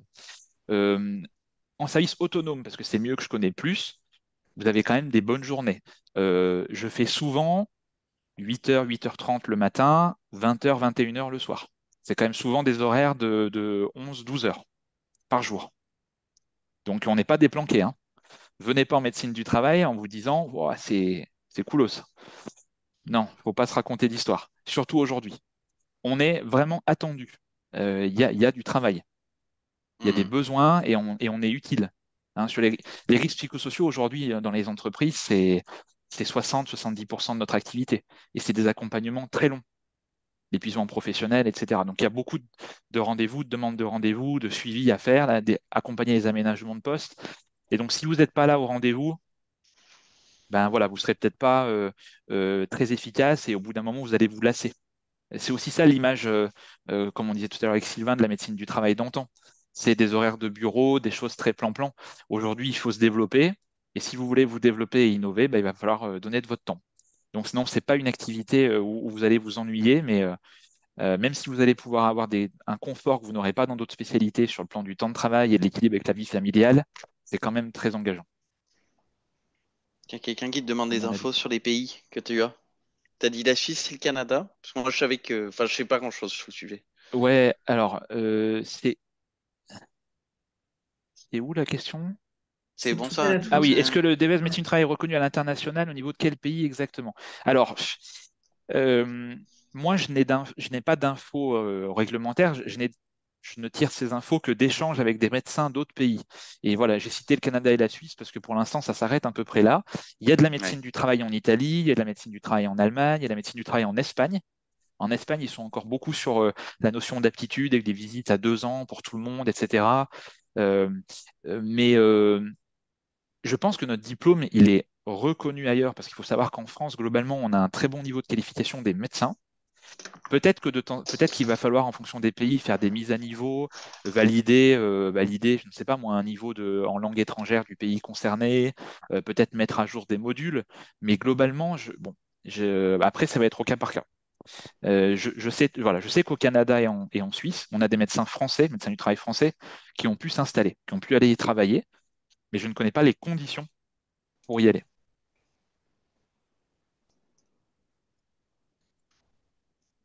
Et on avait une petite dernière question. Ton temps supplémentaire Ouais, bon, ça. Alors, ouais, on n'a pas de contrat horaire, on a des contrats cadres. Donc, on Ouais, est au c'est des forfait contrats jour. cadres. Donc, on parle pas d'heures sup. D'heures. Ouais, en fait, Tu on vas pas parle pas pointer d'heures du comme à tout. l'usine. On pointe pas. Ouais. J'allais dire, vous arrivez, entre guillemets, à l'heure que vous voulez, vous partez à l'heure que vous voulez, il faut que le travail soit fait. Voilà. Donc, encore une fois, vous pouvez adapter vos horaires, mais Il y avait des questions plus haut sur les FST. Ah ouais, les FST, c'est compliqué, les loulous. Ouais. allez, FSC, Et c'est ouais, vrai ça, je que j'ai connais vu, moins. j'ai vu qu'il y a quelqu'un qui posait une question sur la médecine du sport, je crois. C'est vrai que j'ai vu passer. Mais alors, je sais pas pourquoi, j'arrive pas à retrouver les mails, enfin les messages, enfin bref. Actuellement, c'est compliqué. Alors, j'ai la question. Sur les FST en pratique, est-ce que la médecine du sport est accessible aux internes de médecine du travail par rapport au nombre de demandes par les médecins notamment?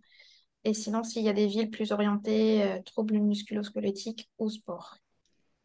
Je crois que oui, il y a des villes qui font plus les TMS, mais je saurais pas tout dire. Il faut voir avec les pays locaux, lesquels font Il y a plus. la liste, de toute façon, pour les FST, non? Il y a les listes avec les Oui, oui, besoins oui, par. non, mais la Ouais, médecine c'est du ça. sport fait partie des quatre hein, qu'on peut faire. Vous les avez présentés tout à l'heure. C'est addicto, allergo, médecine du Douleur. sport et Hmm. douleur. Douleur, je crois. Hmm. Ça doit être ça, ouais, un truc comme ça. La question, c'est est-ce que tu peux faire médecine du sport après avoir fait médecin du travail? Et ben, il n'y a pas de réponse. Voilà. Ben non, Parce que, en termine. fait, actuellement, Ouais. personne ne l'a fait. Donc, en tout cas, avec la FST. Du coup, c'est compliqué de répondre parce que, en fonction de. On bute sur le fait que normalement, il y a des textes qui disent en tant que médecin de travail, tu es censé exercer en service de santé au travail, machin, Hmm. etc., etc. Et donc, en fonction de l'hôpital, en fonction de si c'est en clinique, en fonction, c'est pas impossible, Hmm. mais pour le moment, personne pourra te C'est dire pas que simple, c'est ouais. tout à fait possible. C'est pas simple. Et C'est, puis, c'est, ouais. c'est comme addictologue. Hmm. Je sais par exemple qu'il y a des médecins qui exercent en médecine du travail du personnel hospitalier et qui ont une FST ou avant c'était autre chose d'addictologie, qui font des consultes d'addictologie au sein du CHU ou du CH ou quoi que ce Oui, soit. ça peut arriver, ouais. Ça se fait. Mais tous les CH n'acceptent pas ça et tous les CHU n'acceptent pas ça, etc. Hmm. Donc c'est des situations un peu particulières et un peu C'est local, en délicates. fait, hein, c'est vraiment Ouais, local, hein. Mm. C'est ça, faut faire ça, faut discuter. Faut discuter avec les ressources locales. Moi, j'avais une interne à un moment là, qui était intéressée pour faire la FST de médecine du sport. Et j'en avais parlé avec le responsable local de la FST, et puis il m'avait dit, bah, en théorie, enfin, il n'y a aucun problème, quoi. Elle peut candidater. Puis si il n'y a pas de raison qu'on recale sa candidature par rapport à un interne, par exemple, médecine générale, si elle est Mm. motivée ou quoi que ce soit. Mais après, derrière, à quoi ça ouvre comme exercice, ça reste encore à Ouais. faire, en fait. C'est À encore faire. nouveau tout ça. Il faudra faire bouger les lignes parce que de toute façon, aujourd'hui, et ça va dans ce sens-là, c'est-à-dire qu'on avait une médecine, une spécialisation en silo en France. Ouais. C'est-à-dire qu'à partir du moment où vous Ah avez bah, choisi une voie, voilà. Et en fait, attends, on voit bien qu'on manque de flexibilité aujourd'hui. Et une partie de la crise de la démographie médicale peut s'expliquer par ça aussi. Voilà, alors là, ils ont ouvert le deuxième DES, hein, mais bon, voilà. Bon, c'est à voir. voilà, quoi, C'est compliqué aussi c'est derrière, compliqué. ça va dépendre de ce qu'on nous demande en plus. Dans tous les cas, pour l'instant, à ce jour, c'est le Conseil de l'ordre qui tranche et qui dit changement de Souvent, ouais. spécialité dit validation ordinale obligatoire, quoi, de toute façon. Donc, Mais tu vois, je sais pas si tu as la FST de médecine du sport, je pense qu'il n'y a pas grand-chose qui peut t'interdire de non, je t'installer pense comme pas. médecin du Je sport en pense pas. clinique, tu vois. Mais c'est du cas par cas, quoi. J'ai Et envie de puis en dire, vrai, ce qu'il y a, c'est ce que tu disais tout à l'heure, Sylvain, c'est en fait ce qui pourrait poser problème aujourd'hui, c'est un double mode d'exercice, puisque effectivement, dans les textes, on nous dit encore qu'en tant que médecin du travail, on doit exercer dans un service de santé au travail, et ça, tout voilà. le monde le dénonce en médecine du travail, hein. Ben oui, Quand on se ben réunit oui, oui, oui. entre enseignants de médecine du travail, on aimerait que ce verrou saute et qu'on puisse enfin avoir des exercices plus C'est le diversifiés. principal point bloquant. Et puis, il y a un Mais autre bon, élément qui est contractuel, c'est-à-dire qu'à partir du moment où vous avez signé un contrat de travail avec une entreprise ou un service inter-entreprise, c'est compliqué d'aller travailler ailleurs en parallèle et de justifier si vous êtes à temps plein. Vous voyez, après, il y a tout un tas, ouais, là, on bah, rentre dans le droit faut du pas le travail, prendre à mais temps plein, quoi. voilà, après, il Voilà, faut prendre des temps partiels. Alors ça, vous pouvez le faire aussi, hein. Aujourd'hui, il y a des entreprises ou des services inter qui plein. disent clairement possibilité de temps partiel, 60-80%, ou de plus en plus souvent, on voit apparaître aussi temps plein sur 4 jours. Donc c'est quand même des choses très, très intéressantes, quoi. Et c'est nouveau ce genre de concept, mais ouais. C'est un Et nouveau ça concept. ça me fait penser à ton histoire. J'ai répondu à quelqu'un dans le chat qui demandait si on pouvait avoir un exercice libéral en tant que médecin du travail. Oui, c'est possible. J'avais discuté avec une nana du côté de Strasbourg, ou je sais plus, mais bon, je sais coordonnées, qui fait de l'expertise en libéral à côté de son activité de médecin du travail. Je Oui. crois qu'elle est à 80% salariée et 20% libéral. Alors, c'est Voilà. possible que pour l'expertise médicale pour l'instant, Ouais, effectivement. ouais, c'est Parce ça. que l'expertise médicale, c'est une activité libérale, mais qui n'en est pas vraiment une. C'est-à-dire qu'en fait, l'expert médical, alors je ne parle pas de l'expert médico-légal, je ne parle pas de la médecine légale, je parle de l'expertise Mm, auprès de la cour d'appel, mm. c'est-à-dire vous allez être Ou, ou, médecin de- ou conseil de des, victime ou des assurances. ou des assurances. Ouais. Ou des assurances, voilà, médecin conseil de victime, médecin conseil d'assurance, vous êtes rémunéré au dossier en fait. Et donc là, Mm. effectivement, vous avez un statut un peu particulier, un peu À la libéral, un peu sécu, ouais. auto-entrepreneur. Et voilà. Et donc, c'est un peu différent. Mais en dehors de cette activité d'expertise-là, que vous pouvez faire d'ailleurs sur quelque chose, sur des dossiers qui n'ont pas de lien avec la médecine du travail, hein. Vous pouvez être sollicité sur des accidents de la route, ou c'est ce qu'on appelle l'évaluation du préjudice corporel. En dehors de ce truc-là très spécifique, aujourd'hui, vous ne pouvez pas cumuler une activité libérale avec une activité de médecin du travail, quoi. Non. Je t'ai dit, moi, je me poserais la question clinique, médecine du sport, tu vois, mais je suis Peut-être pas que ça sûr. pourrait se faire. J'en sais rien. Le seul truc, c'est que vous ne pourrez pas prendre en charge sur le plan thérapeutique une personne que vous suivez en médecine du travail. Ouais, Ça, c'est ça un c'est vrai vrai. truc. Et c'est vrai pour Oui, l'expertise aussi, hein. Vous avez un oui. salarié que vous suivez, il vous demande d'être son médecin expert conseil de victime sur un accident de la route. Si vous le Vous n'avez faites pas le sur le droit, mais plan bon. éthique, sur le plan de l'indépendance professionnelle, vous êtes mort. Voilà, c'est interdit. Non, mais je pose, voilà, c'est des choses très pratiques, hein, mais voilà, c'est des questions qui peuvent se poser, hein. Est-ce Si que si on jamais se lance. il y avait aussi une Ouais. petite question qui pourrait coller aussi avec, à la suite avec tout ce qui est médecin inspecteur du travail aussi. Mm. Je sais pas C'est une si... Ah ouais, évolution possible, ouais. En fait, ouais. il y avait une question effectivement sur donc SSTI, SSTA. Donc, en fait, encore une fois, le mode d'exercice, il est assez libre. Vous pouvez être dans la fonction publique, hospitalière, territoriale ou d'État. Par exemple, médecin pour la police nationale ou médecin pour les tribunaux. Vous pouvez être en service de santé au travail inter-entreprise, donc privé, et suivre plusieurs entreprises, ou en service autonome dans une entreprise, dans un groupe. Euh, Vous trouverez des emplois, je pense, partout, parce qu'il y a des besoins partout. Mais pour le coup, une fois que vous êtes lancé à un endroit, rien ne vous empêche au bout d'un an ou deux de changer, de démissionner de votre endroit A pour aller vers un endroit B, de passer d'un inter-entreprise à l'autonome ou inversement. Ça, c'est vraiment libre. Moi, pour commencer, parce qu'il y avait la question, j'aurais plutôt tendance à vous dire soit l'inter-entreprise, parce qu'en inter-entreprise, vous allez voir une très grande variété de situations, de risques, de conditions de travail. Ça va être un peu la débrouille. Et c'est souvent des pôles maintenant avec des équipes pluridisciplinaires très fortes, très bien installées, des ingénieurs, des infirmières, etc. Donc vraiment apprendre à collaborer, travailler en équipe, gérer une équipe, aller sur le terrain, ou un service de santé au travail autonome, mais avec plusieurs médecins. Ne commencez surtout pas en autonome seul. Vous allez vous Ouais, faire manger. C'est des ouais, postes en c'est un autonome risque. très politiques, très compliqués. Vous êtes toujours sur le Très fil. difficile à tenir. Ouais, ouais. C'est très dur à tenir. Il faut respecter le secret médical, respecter le secret industriel, et en même temps, vous êtes poussé dans vos derniers retranchements. Ça peut être conflictuel, c'est de la négociation sur les aménagements de poste, c'est très compliqué. Donc Ouais, il y a voilà, des entreprises qui sont très très spéciales, hein. oui, ça peut C'est pas le être. monde des bisounours. La médecine du travail, c'est Ah pas non, le monde des bisounours du non, tout, non, hein. non. C'est Là, parfois très très compliqué.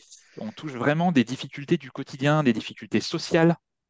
C'est pas rare qu'on accompagne des conjoints, des femmes battues, des problèmes économiques, des problèmes de logement. Ça peut être vraiment très vaste. C'est pour ça qu'on a souvent aussi des interactions avec des assistants, assistantes sociales. Mhm. C'est vraiment très, très, très varié, quoi. Et alors, juste, je rebondis puisque je revoyais la question sur les grilles de salaire pour dévier un tout petit peu.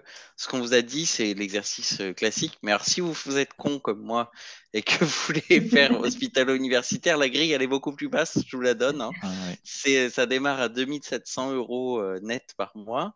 Et puis, si vous êtes PUPH et que ça fait 40 ans que vous exercez, vous pouvez peut-être atteindre 6 000 € par mois. Voilà. Donc, c'est beaucoup plus faible. Ben oui, c'est sûr. Voilà. Mais C'est bon. C'est dans toutes les c'est une des spécialités, limites de ça. l'hôpital. Ouais. C'est dans toutes les non, alors là, tu as raison, c'est dans toutes les C'est dans toutes les spécialités, exactement. spécialités, hein. Vous avez effectivement une grille de rémunération des médecins hospitaliers, et que vous soyez neurochirurgien ou médecin du travail, vous serez payé pareil. C'est ça. Voilà. Ça, Voilà. c'est très Donc, clair. c'était C'est pour très clair. compléter la grille vers le bas. Non, mais c'est sûr qu'entre l'hospitalier et le privé, ça va du simple au double, voire du simple au triple. En termes de Moi, salaire, il y a pas photo. j'ai un Il y a pas pote photo. chez Ortho, il me disait, là, je suis chef de clinique, donc bah, il touche comme moi, quoi, plus les gardes. Et il dit, je vais en clinique, je fais fois 5 mon salaire, quoi. Enfin, Ah, mais oui, c'est simple que ça. Donc, forcément. si tu veux qu'il reste derrière, à un moment, quand on te propose 5 fois ton salaire, tu restes pas, quoi. De toute façon, encore une fois, allez, je suis un peu polémique et je suis dans une situation facile pour le dire, mais ne faites pas médecine du travail pour le salaire déjà. Pardon Oui. de le dire, parce que je vois qu'on a eu énormément de questions sur le salaire. Je comprends. Je comprends que ce soit un sujet important, hein. Quand j'étais à votre place et quand j'ai voulu changer de spécialité, je me suis posé la question. Pour autant, oui, on a des bonnes conditions de travail, oui, on est plutôt bien rémunéré par rapport à d'autres spécialités, et si on compare avec l'hôpital, il n'y a pas photo, mais ce serait valable dans n'importe quel autre mode d'exercice. Cependant, n'y allez pas pour ça. Y allez pour l'intérêt, pour tout ce qu'on a discuté auparavant, la richesse du métier, et surtout pas pour le salaire. Si vous vous pointez au premier entretien d'embauche en disant bah, moi je veux 10 000 € par mois, etc., vous allez vous faire envoyer sur les roses, hein. Ça c'est clair. Et voilà. Euh, i- Innover, quoi. Aller en médecine du travail pour innover, pour apporter de la jeunesse, du dynamisme, ouvrir le champ des possibles sur la santé publique. Ça, c'est vraiment important. Question Master 2, apporte-t-il vraiment en plus en médecine travail? Si tu veux faire de la recherche et une carrière hospitalo-universitaire, oui. Sinon, ça dépend. Il y a Mm. des masters qui ont, avant on disait pro, qui sont très orientés sur... bah, c'est des masters, dans nos équipes de santé au travail, on a ce qu'on appelle des ingénieurs en prévention des risques professionnels et des ergonomes, tout ça, des gens qui sont très calés en prévention, qui sortent de Master 2 qui sont dédiés à la prévention au milieu de travail, on va dire. Et donc, il y a des médecins du travail qui font le choix de faire un Master 1, voire même un Master 2 dans ce domaine. Et du coup, bah, oui, ils ont un niveau de compétence en prévention qui est fatalement Mm. au-delà de médecins du travail qui ne les a pas fait. Donc, ça peut être utile. Exactement. Voilà, c'est pas les Master 2 en général. Certains Master 2 pour tous les médecins de travail peuvent être bénéfiques. Et si tu veux faire de la recherche, évidemment, il faut un Master 2. Ça, c'est pas moi qui ai fait les règles, hein. Et de manière générale, il faut être curieux dans notre spécialité. Voilà, vous voyez un risque, un produit X ou Y, une activité de travail qui vous pose question, vous dites, tiens, il travaille sur des nanomatériaux, etc. Il faut aller chercher. Il faut aller faire de la revue biblio, lire les articles, voir ce qui se fait à l'étranger. Et c'est en constante évolution. Hein, je citais Les, les, l'exemple des nanos, les nanos, les perturbateurs les endocriniens, perturbateurs sujet ultra à endocriniens, la mode en médecine du travail. voilà. Ultra à la mode. Et Les Très là où je solutions rajouterais, c'est cancérogènes. que à propos de curiosité, je pense que s'il y en a parmi vous qui hésitent encore entre d'autres spécialités, c'est vraiment attendez, laisse les choix, ça commence bientôt, hein, c'est à la fin du mois, je crois. Ouais, N'hésitez ouais. pas à aller voir dans les services de pathologie professionnelle Absolument. appeler des médecins du travail à être curieux quoi, pour faire votre choix au mieux, hein. Oui, Absolument. oui, c'est sûr, c'est Renseignez-vous, toujours possible. et C'est regardez toujours autour de, possible ouais, de faire quelque chose. regardez autour de chez vous si vous avez un service de médecine du travail autonome, s'il y a une grosse entreprise, envoyez un message, voir s'ils peuvent vous accueillir un jour ou deux, vous montrer le service, etc. En service inter, pareil. En milieu hospitalier, je pense qu'il y aura encore moins de problèmes puisque vous êtes déjà dans le milieu. Et allez voir, posez des questions, échangez. Il n'y a que comme ça, de toute façon, que vous vous ferez un avis un peu plus clair sur la question, quoi. Mais vous voyez très bien qu'on est épanoui là, en tout cas les personnes que vous voyez en vidéo. Je pense qu'il n'y a pas trop de doutes. Mm. On n'est pas là pour vous vendre du rêve non plus, mais je veux dire, vous avez Sylvain qui a un exercice hospitalier, qui est sur un domaine extrêmement pointu, extrêmement innovant. Vous avez trois jeunes internes à des niveaux différents, toutes très sympathiques. Euh, voilà, je suis encore jeune quand même, mais thésé depuis 2017, donc vous voyez, ça fait 6 ans quand même d'expérience de médecin du travail thésé. Et je suis toujours extrêmement content de mon choix. Je ne regrette rien 6 ans après, et je n'envisage pas de changer de spécialité. Donc voilà, vous voyez, c'est vraiment. Je pense pas. Voilà, si vous y allez pour la curiosité, pour les éléments qu'on a abordés juste avant sur l'activité, vous serez pas déçu. Hein. Vous serez pas C'est déçu. vrai, moi, j'ai jamais regretté d'avoir fait le droit au mort depuis la médecine générale, tu vois. Idem. Idem. Hein. Pourtant, Dieu sait que quand on m'a parlé de médecine de travail la première fois, j'étais là. C'est quoi cette merde? Complètement. Mm. Et puis finalement, bah, c'est génial, quoi. Je m'éclate total. Donc, voilà. Mais bon, après, c'est personnel, hein. Moi, j'ai des internes qui partent aussi, hein. Ça Parce arrive, que ça mais leur bon, plaît pas. Voilà. Donc, ouais, c'est comme tout, quoi. comme il y a des internes qui partent C'est de pas parfait, cardio ou de quoi. dermato, Bah voilà, en c'est ça, fait. quoi. De toute façon, C'est pas parfait pour tout le monde, hein. il Sinon n'y tout a, le il y monde a le pas de ferait. spécialité plus noble que les autres, il n'y a pas de spécialité plus intéressante que les autres. Pour En ça, je fait, suis. ouais, non, mais je suis La provoque. médecine rail est quand même au-dessus, je trouve. Mais Merci de le dire. Je croyais que tu allais dire, tu allais parler de l'ophtalmo. Non, non. non, non, non. Non, mais en fait, finalement, c'est l'intérêt que vous allez y mettre et ce que vous allez en faire qui compte. Vous pouvez Là, il y a, vraiment apporter quelque chose d'unique, quoi. là, il y a une question justement, pourquoi tu as fait un droit au remords de la médecine générale vers la médecine du travail? C'est pour toi, Sylvain.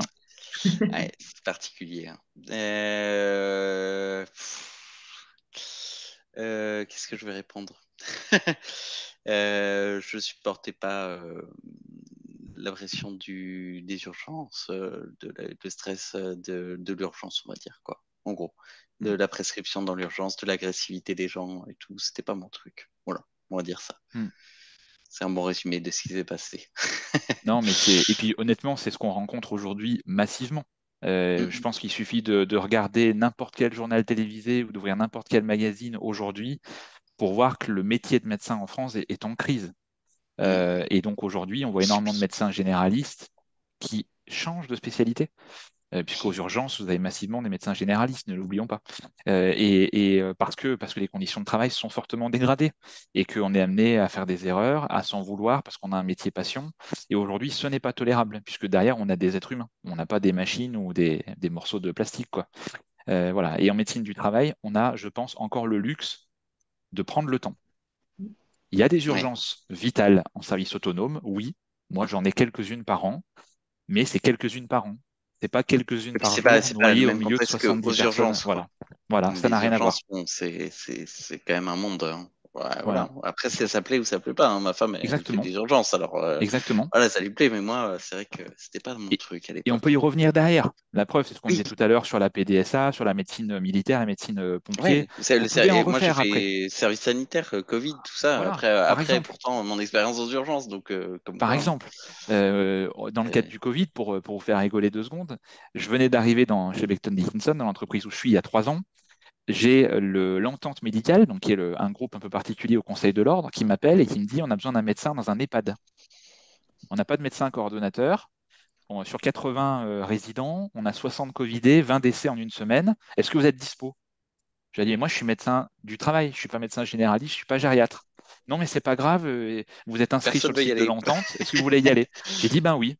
Et donc, c'est comme ça que je me suis retrouvé 15 jours en renfort dans un EHPAD. J'en garde un très bon souvenir. Mais donc, vous voyez qu'en fait, on n'est plus du tout sur l'activité, sur les images de médecins du travail d'antan, dans son cabinet, à prescrire des bandelettes urinaires et à signer des fiches d'aptitude. On en est C'est clair. très, très loin. Non, ça devait être chiant, hein. Ben, je pense. Pardon. Je pense. Et c'est ce qui a contribué je pense, à dégrader l'image de la spécialité, hein. Ouais, ouais, c'est clair. Après, je rajouterais Pardon, juste que la médecine du travail, même moi étant du coup, parmi les internes ici, je suis la plus jeune. La spécialité, je l'ai choisie enfin, c'était mon choix. Euh, c'est pas par regret d'avoir pas eu une autre spécialité ou quoi que ce soit. Bravo, Zaira, bravo. Je l'ai vraiment choisi. Je suis fière de ça, mais bon. C'est bien, c'est très très bien. C'est bien. une C'est spécialité qui ça qu'il faut. devient de plus en plus dynamique en vrai et la curiosité, que ce soit dans une autre spécialité que dans celle-ci, vous pouvez toujours l'augmenter. Enfin, la manière de voir les choses quand on est médecin du travail, ça change totalement d'un jour à l'autre. Absolument. Comme on a mis sur la maquette du DES, donc en première année, on fait un stage clinique et un stage de médecine du travail. J'ai commencé par le stage clinique parce que je me disais, bah voilà, je vais me faire le coup direct de stage clinique avant et après, je peux passer tranquillement en médecine du travail. Ça m'a beaucoup plu le stage clinique que j'ai fait et je regrette pas du tout de l'avoir fait. Mais par contre, quand je suis rentrée en médecine du travail, c'est un autre monde totalement différent, mais également dynamique et également intéressante. Ah Et oui. vous avez un large choix devant vous en termes de spécialité. Dans la médecine du travail, vous voulez vous Mm. spécialiser dans un certain domaine comme la radioprotection, vous êtes plus intéressé par la dermato, vous pouvez toujours orienter votre carrière dans ce sens-là Oui, aussi. Donc vous n'êtes pas oui. renfermé si vous choisissez, par exemple, une autre spécialité qui est spécifique. C'est pas pour critiquer les autres spécialités, mais vous êtes renfermé quelque part dans cette spécialité. Alors que là, en médecine du travail, vous voulez voir des patients qui ont des problèmes dermato, cardio, Mm. pneumo, tout ce que vous voulez, vous avez le choix. Mais ça, c'est très juste, hein. Enfin, là, c'est mon quotidien de médecin de service autonome. Je vous donne l'exemple de ce matin. Ce matin, j'avais un patient qui est en arrêt de travail depuis 3 mois pour un épuisement psychique slash dépression, épisode dépressif majeur. Juste avant lui, j'avais une spondylarthrite ankylosante, récemment diagnostiquée chez un jeune homme qui est opérateur de production pour qui on travaille sur du maintien dans l'emploi. Juste avant, j'avais une dermatose allergique supposée aux résidus de caoutchouc sur des gants. Donc vous voyez, vous faites vraiment tout. Ouais, C'est gros une problème médecine ça. systémique. C'est une médecine systémique. Vous allez faire de la cardio, de la pneumo, de la dermato, de la cancéro, de la rhumato, de la gastro. La semaine dernière, j'ai fait un diagnostic de pancréatite aiguë chez un monsieur qui se présentait à Joli. l'infirmerie pour une douleur abdos, de l'ophtalmo en pagaille. Vous pouvez faire des soins, vous pouvez faire des sutures, j'en fais. Vraiment, enfin, c'est de la médecine générale spécialisée dans le milieu de travail. Pour moi, c'est ça ma définition d'aujourd'hui. Euh, et voilà, c'est une spécialité passionnante. Et moi, je pense qu'il y a une chose, enfin, en fait, qui peut résumer un peu tout ce qui a été dit et la manière dont ça a été dit, c'est que c'est une spécialité. Moi, en tout cas, je sens qu'on peut être très libre de faire quelque chose qui nous intéresse, d'avoir des idées, d'être créatif. Aussi parce que c'est une spécialité qui se construit et qui change beaucoup, mais c'est ça qui est très riche. Il y a quasiment tous les domaines de la médecine qu'on peut aborder. On peut faire ce qu'on veut, on peut changer, on peut revenir là où on était. Enfin, c'est aussi, enfin, moi, c'était un des critères qui m'a fait choisir la médecine du travail, de pouvoir avoir des idées, être créatif, et, euh, et on peut le faire, et c'est trop bien, quoi. Voilà, c'est un petit... Une chose de plus, du coup, qu'on fait en médecine du travail, c'est apprendre des nouveaux métiers qu'on n'aurait jamais vus en étant que médecin à l'hôpital. Oh Ah oui, ouais, ça c'est clair. ça c'est hyper enrichissant. Ça vous Ça, ouvre c'est très C'est cool. l'esprit. Ouais. c'est sans doute le truc le plus intéressant Ah d'ailleurs. ben, Enfin, mais clairement. je dirais, ouais. Mais oui, Ouais. je suis 200% d'accord avec Sylvain. Vous allez voir des égoutiers, vous allez voir des conducteurs de train, vous allez voir des manutentionnaires, vous allez voir des ingénieurs qui travaillent sur les technologies de demain, vous allez voir des techniciens de maintenance, vous allez voir, je veux dire, vous allez voir des gens qui ne sont pas à l'hôpital. Donc C'est déjà, dingue ceux hein, de qui dire ça. n'aiment pas trop l'hôpital, c'est l'option parfaite pour vous. Mais en fait, et puis même si vous aimez bien l'hôpital, au bout d'un moment, on a une vision qui est tunnelisée à l'hôpital. Il faut savoir que l'hôpital aujourd'hui, ça draine que quelques pourcents des patients à l'échelle nationale. Et donc, on ne parle même pas des gens qui ne sont pas malades et qui n'y vont pas, chez lesquels vous allez pouvoir dépister, diagnostiquer, prévenir en lien avec leur milieu de travail, dans lequel ils passent encore une fois 80% du temps.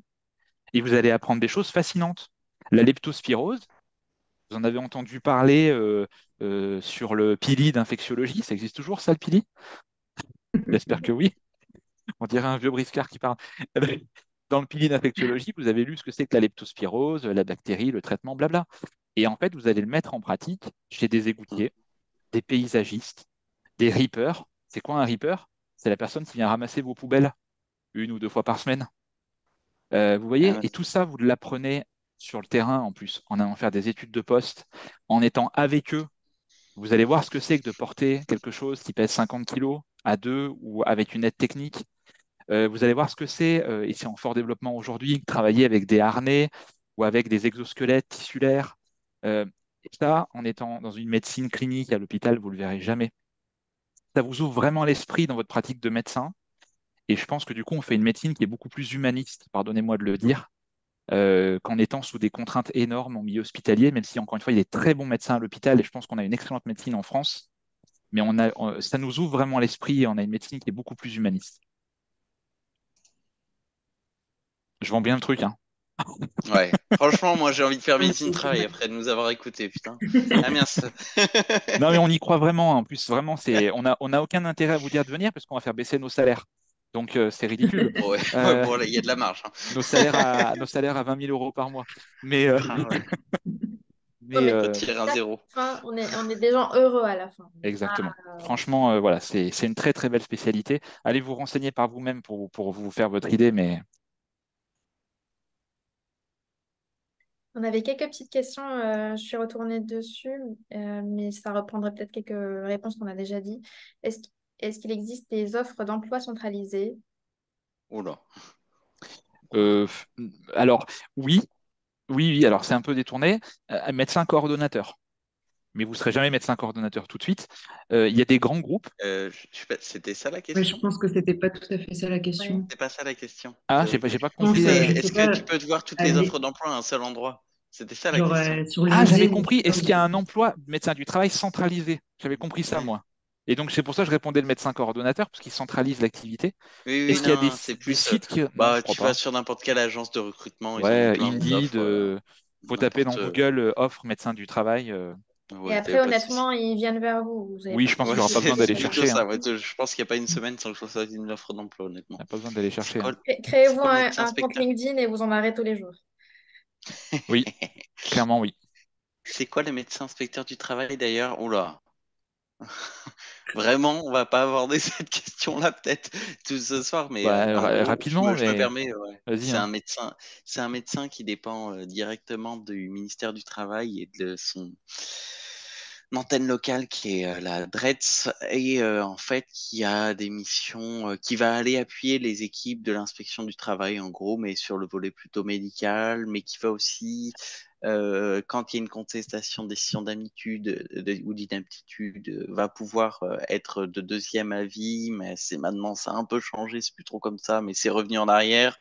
Bref, c'est quelqu'un qui a des fonctions qui sont assez différentes du médecin du travail, mais que ça doit être très, très, très, très riche, honnêtement. Je pense. Ouais. Mais voilà, c'est vraiment, moi, je fais un truc assez différent. Mais alors, les myrtes, les médecins inspecteurs généraux du travail, ils font encore autre chose. C'est un métier encore différent. Pareil, vous ne serez pas médecin, si ça vous intéresse, vous n'allez pas avoir tout de suite un poste de médecin inspecteur régional du Ah non, travail. Il vous non, faut non, au faut moins avoir de la 5-6 bouteille. ans d'expérience minimum de terrain, parce que du coup, là, vous allez venir en support sur des questions réglementaires, législatives, de droit du travail, sur les volets santé-travail. C'est quand même très, très technique, très spécialisé. On en manque d'ailleurs de médecins inspecteurs, en tout cas sur Oui. Auvergne-Rhône-Alpes. Oh, Ça bon, fait partout. partout. Bon, ben voilà. Mm. Mais on en manque et Dans c'est la des postes. catégorie, on ne sait pas ce qu'ils font quand même. Voilà, la plupart des gens ne savent pas trop ce qu'ils font. Donc c'est vrai que. Mais bon, on vous a donné les Ouais. grandes lignes, mais Oui, oui, je pense que c'est beaucoup plus complet que ce qu'on vient de dire là, en fait, hein. C'est un oui, métier qui est oui, un oui. peu dans l'ombre. Ouais, Donc, c'est ça. C'est ça. Et je pense qu'il y a un potentiel d'évolution assez intéressant aussi. absolument, absolument. Il a dû prendre la poussière comme la médecine du travail, et je pense qu'il y a moyen, au contraire, d'aller de l'avant. Et il y avait peut-être juste une question aussi, parce que je crois que je l'avais déjà vu passer sur la NIMT. Quelles villes sont réputées pour leur formation en médecine du travail? Moi, j'ai dit Grenoble, hein. Mais pardon. Non, mais Voilà, voilà. Je crois qu'Amiens est pas mal aussi, il me semble. Mais comme ça, c'est des échos, Tout à fait au hasard, hein. tout à fait au hasard. Ben, en fait, je pense que les villes qui ont un PUPH et qui ont une équipe de santé-travail structurée seront des bonnes villes pour faire un internat de médecine du travail. C'est aussi Je, simple que ça. voilà. Je crois savoir qu'il y a des villes où malheureusement ça Il n'y manque, a voire plus. il n'y a plus. Hum, hum, hum. Euh, J'ai plus. Grenoble fait partie des villes où on a une excellente Ouais, équipe santé-travail ouais. avec le professeur Vincent Bonneterre, qui est un homme brillant et inspirant. Ouais, t'as vu, hein, Sylvain, tu pourras lui répéter. Mais voilà, c'est quelqu'un Je lui dirai. tu lui diras, qui m'a formé et que j'apprécie beaucoup. Et voilà, c'est ce genre de personne qui donne goût à une spécialité Ouais. parce qu'il y a une Bon, curiosité, il y a un dynamisme. non, mais Euh, si on dans les ouais, à Amiens, on n'est pas très nombreux. Alors, je vais arrêter de dire Amiens tout le temps, même si voilà, je serais content que vous veniez à Amiens. En plus, pensez au réchauffement climatique. Amiens, c'est dans le nord. Là, il fait bien chaud là. Nous, il va à peine faire 30 la semaine prochaine. Bref. Sinon, à part mes conneries, bah sinon t'as Bordeaux, t'as Strasbourg, Grenoble, t'as Strasbourg. Je cherche un peu les grosses villes. Bah t'as Paris à évidemment. Lyon, quand ouais. même, aussi. Lyon. Lyon, je pense que c'est pas mal aussi, ouais, ouais. Ouais, Plus près Lyon, de, plus près de je Grenoble, ouais. cherche Brest, je sais pas trop. Enfin, je sais qu'il y a des PU et tout, je sais Montpellier, je pas, crois que c'est voilà. sympa aussi. Montpellier et Ben Lille, Lille, Lille, Lille, ils ont pas mal d'internes, ouais. et Ils sont Lille, parce que suffis, le ils professeur font top. Quinton, voilà, donc c'est Dieu. sûr qu'ils doivent avoir des internes en pagaille, et puis ça doit être très dynamique. Mais voilà, en gros, renseignez-vous sur l'état, entre guillemets, de l'équipe de santé au travail du CHU dans lequel vous allez être affecté, quoi. Mais Où ouais, vous comme souhaiteriez être disaient affecté. nos collègues de Et l'ANIMT, après, elles ouais. connaissent les internes référents, elles peuvent vous orienter. Et Ah puis oui, en après, en plus. plus de ça, je pense que c'est important aussi de prendre en compte une ville que, enfin voilà, il faut avoir, où vous vous sentez bien, où éventuellement vous avez de la famille, des amis, enfin je sais pas, enfin Une heure de ça Paris à Amiens, en train. voilà, par exemple. C'est trop lourd. Bon, d'accord, j'arrête. Marseille, je les connais un petit peu, mais je sais pas du tout, honnêtement. Je ne mets pas d'avis. Bon, Marseille, on adore aussi. Enfin, moi, mais je sais pas, je connais pas du tout le, D'accord. le réseau santé-travail sur Marseille. J'imagine qu'il doit exister, Oui, oui, mais non, il y a au je connais moins pas trop une ou l'équipe. deux HU, mais je sais plus leur nom, je sais pas du tout. Enfin, bon, j'imagine que c'est bien, En mais revanche, sur j'ai le pas de. bassin, ouais, j'ai pas de contact. T'as pas de contact non plus. Hmm. Sur le bassin marseillais, par contre, vous avez beaucoup. Enfin, j'allais dire Bouches-du-Rhône au sens très large. Vous avez énormément de grosses entreprises. Mm. Grosses entreprises pétrolières, pétrochimiques, etc. Donc là, vous avez des services autonomes, je pense, très intéressants. Après, voilà, comme on disait tout à l'heure sur l'anime, enfin, sur Facebook ou Ouais, Messenger, n'hésitez pas à envoyer un message, on vous mettra en contact avec les gens ouais, qui sont là-bas ouais. pour vous C'est la meilleure solution parce que nous, information. on vous dit ce qu'on sait, quoi. Oui, c'est Mais ça. on sait pas toutes les villes, clairement. Là, il y a C'est ça. quelqu'un qui demande Angers, je sais pas du tout qui c'est à Angers, hein, donc, Moi, je dis juste que Grenoble, c'était très bien. ouais, moi je Mais dis comme ça. juste qu'Amiens, c'est encore mieux. Voilà. Mais sinon, En plus, Grenoble, vous avez des belles montagnes, on est entouré des Alpes. ouais, On bah est à nous, il y a les terrils à 100 km. voilà, moins de 2 heures de la Suisse, moins de 3 heures de la mer. Le premier aéroport international à Combien, 2 pas. combien de la mer t'as dit? 3 heures? Mais nous, 3 on heures, est à ouais. 1 heure, mec. On est à 1 heure de la Manche, quoi. Ouais, de la Manche. Moi, je parle de la mer Méditerranée. Bon, ouais, mais faut penser réchauffement climatique. Allez, je reviens sur mon argument de tout à l'heure. Bon, bref, ouais, on va arrêter de dire des conneries. Non, non, on plaisante, mais voilà. Bon choix, en tout cas. Concernant les cours, il y avait une question, mais vous avez déjà, enfin, Florence avait répondu un peu. Il y a un gros gap entre Pour toutes l'externat et les l'internat. villes, je connais pas trop, mais en tout cas à Paris, on a des cours avec les médecins collaborateurs, les médecins PAE, ce sont des médecins qui sont ressortissants d'autres pays qui viennent faire une remise à niveau. Donc on a des cours avec eux. Et ce qui est intéressant, c'est que pendant les cours, c'est très interactif. Il y a souvent énormément de questions et vous apprenez forcément beaucoup comme ça. Et, enfin, pour moi, c'était très intéressant en tout cas les cours qu'on a eu en première année. Et après, il y avait encore une question là sur le gap entre l'externat et l'internat. Franchement, j'ai envie de dire, si vous connaissez déjà, si au moins vous avez lu le poly de médecine du travail de deuxième cycle, c'est déjà très bien. Et après, C'est tout. je sais pas, Vous apprendrez sur le tas. profiter de vos vacances Ah encore ouais. avant. Non, franchement, vous aurez tout le temps après pendant l'internat. Oui, non, faut pas se stresser pour ça, hein. Je pense C'est que clair. globalement, quand vous arrivez dans l'internat d'une spécialité, vous ne connaissez pas grand-chose, hein, quelle que soit la spécialité, on va se le dire. Euh, pendant Avec le l'externat, on nouveau, effleure le avec sujet, quoi. l'EDN, les choses changent à mon avis un peu. Mais Peut-être, ouais. si jamais sur le site de l'ANIMT, il y a une partie externat avec le poly justement de deuxième cycle, et si déjà vous lisez ça, c'est déjà très bien. Mais après, Vous l'avez honnêtement, mis à jour? vraiment, ils attendent pas à ce que vous sachiez Bah non. Non, que ce soit quand vous rentrez en internat dans la médecine du travail. Et puis non. en plus, il y a quelque chose de très spécifique de la médecine du travail, c'est qu'on a peu de terrains de stage externes pour y aller. Les services interentreprises, beaucoup d'entre nous, ils sont pas passés avant l'internat. Donc ils savent en fait qu'on est vraiment des bébés qui connaissent rien. Enfin, en tout cas, je parle pour Toulouse, mais les services interentreprises, ils les accompagnent très bien. Et ils savent qu'on est là, qu'on a tout à réapprendre. Et voilà. Donc, faut pas trop se stresser avec. Mm. Non, en effet.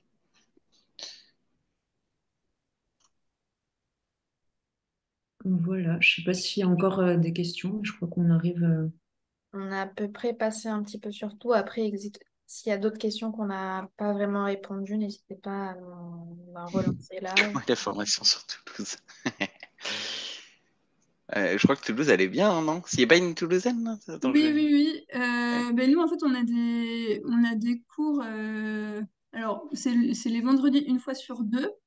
La plupart des terrains de stage permettent d'être libérés sur ces vendredis de formation. Et donc, on a des formations les premières, deuxième et troisième années ensemble.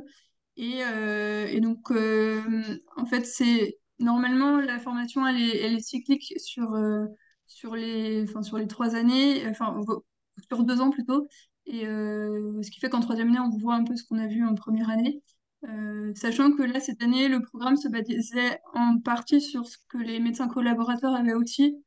Donc, on a eu des formations assez variées. Et puis, notre PU, il est assez à l'écoute de savoir des cours dont on a besoin, les référents locaux aussi.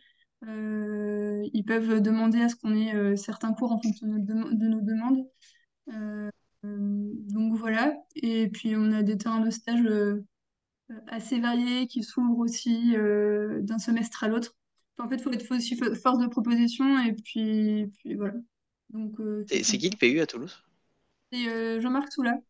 Ah bah oui, bien sûr, oui. Ouais. Oui, oui, oui, oui, bien sûr. Après, si jamais pour les questions spécifiques sur les villes, on va peut-être pas faire toutes les villes Non, non, maintenant. Vous n'hésitez pas Ça à va être nous compliqué, ouais. contacter. non, non, Vous ouais. n'hésitez pas sur Facebook, pardon, à nous contacter. Et, Voilà.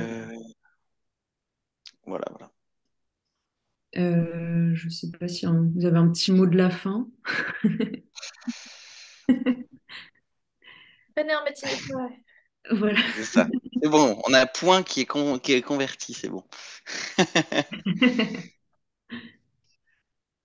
Bon, En tout cas, j'espère que ça aura répondu à la plupart de vos attentes. Et puis, un grand merci à nos deux intervenants qui ont pris de leur soirée du 17 août pour vous.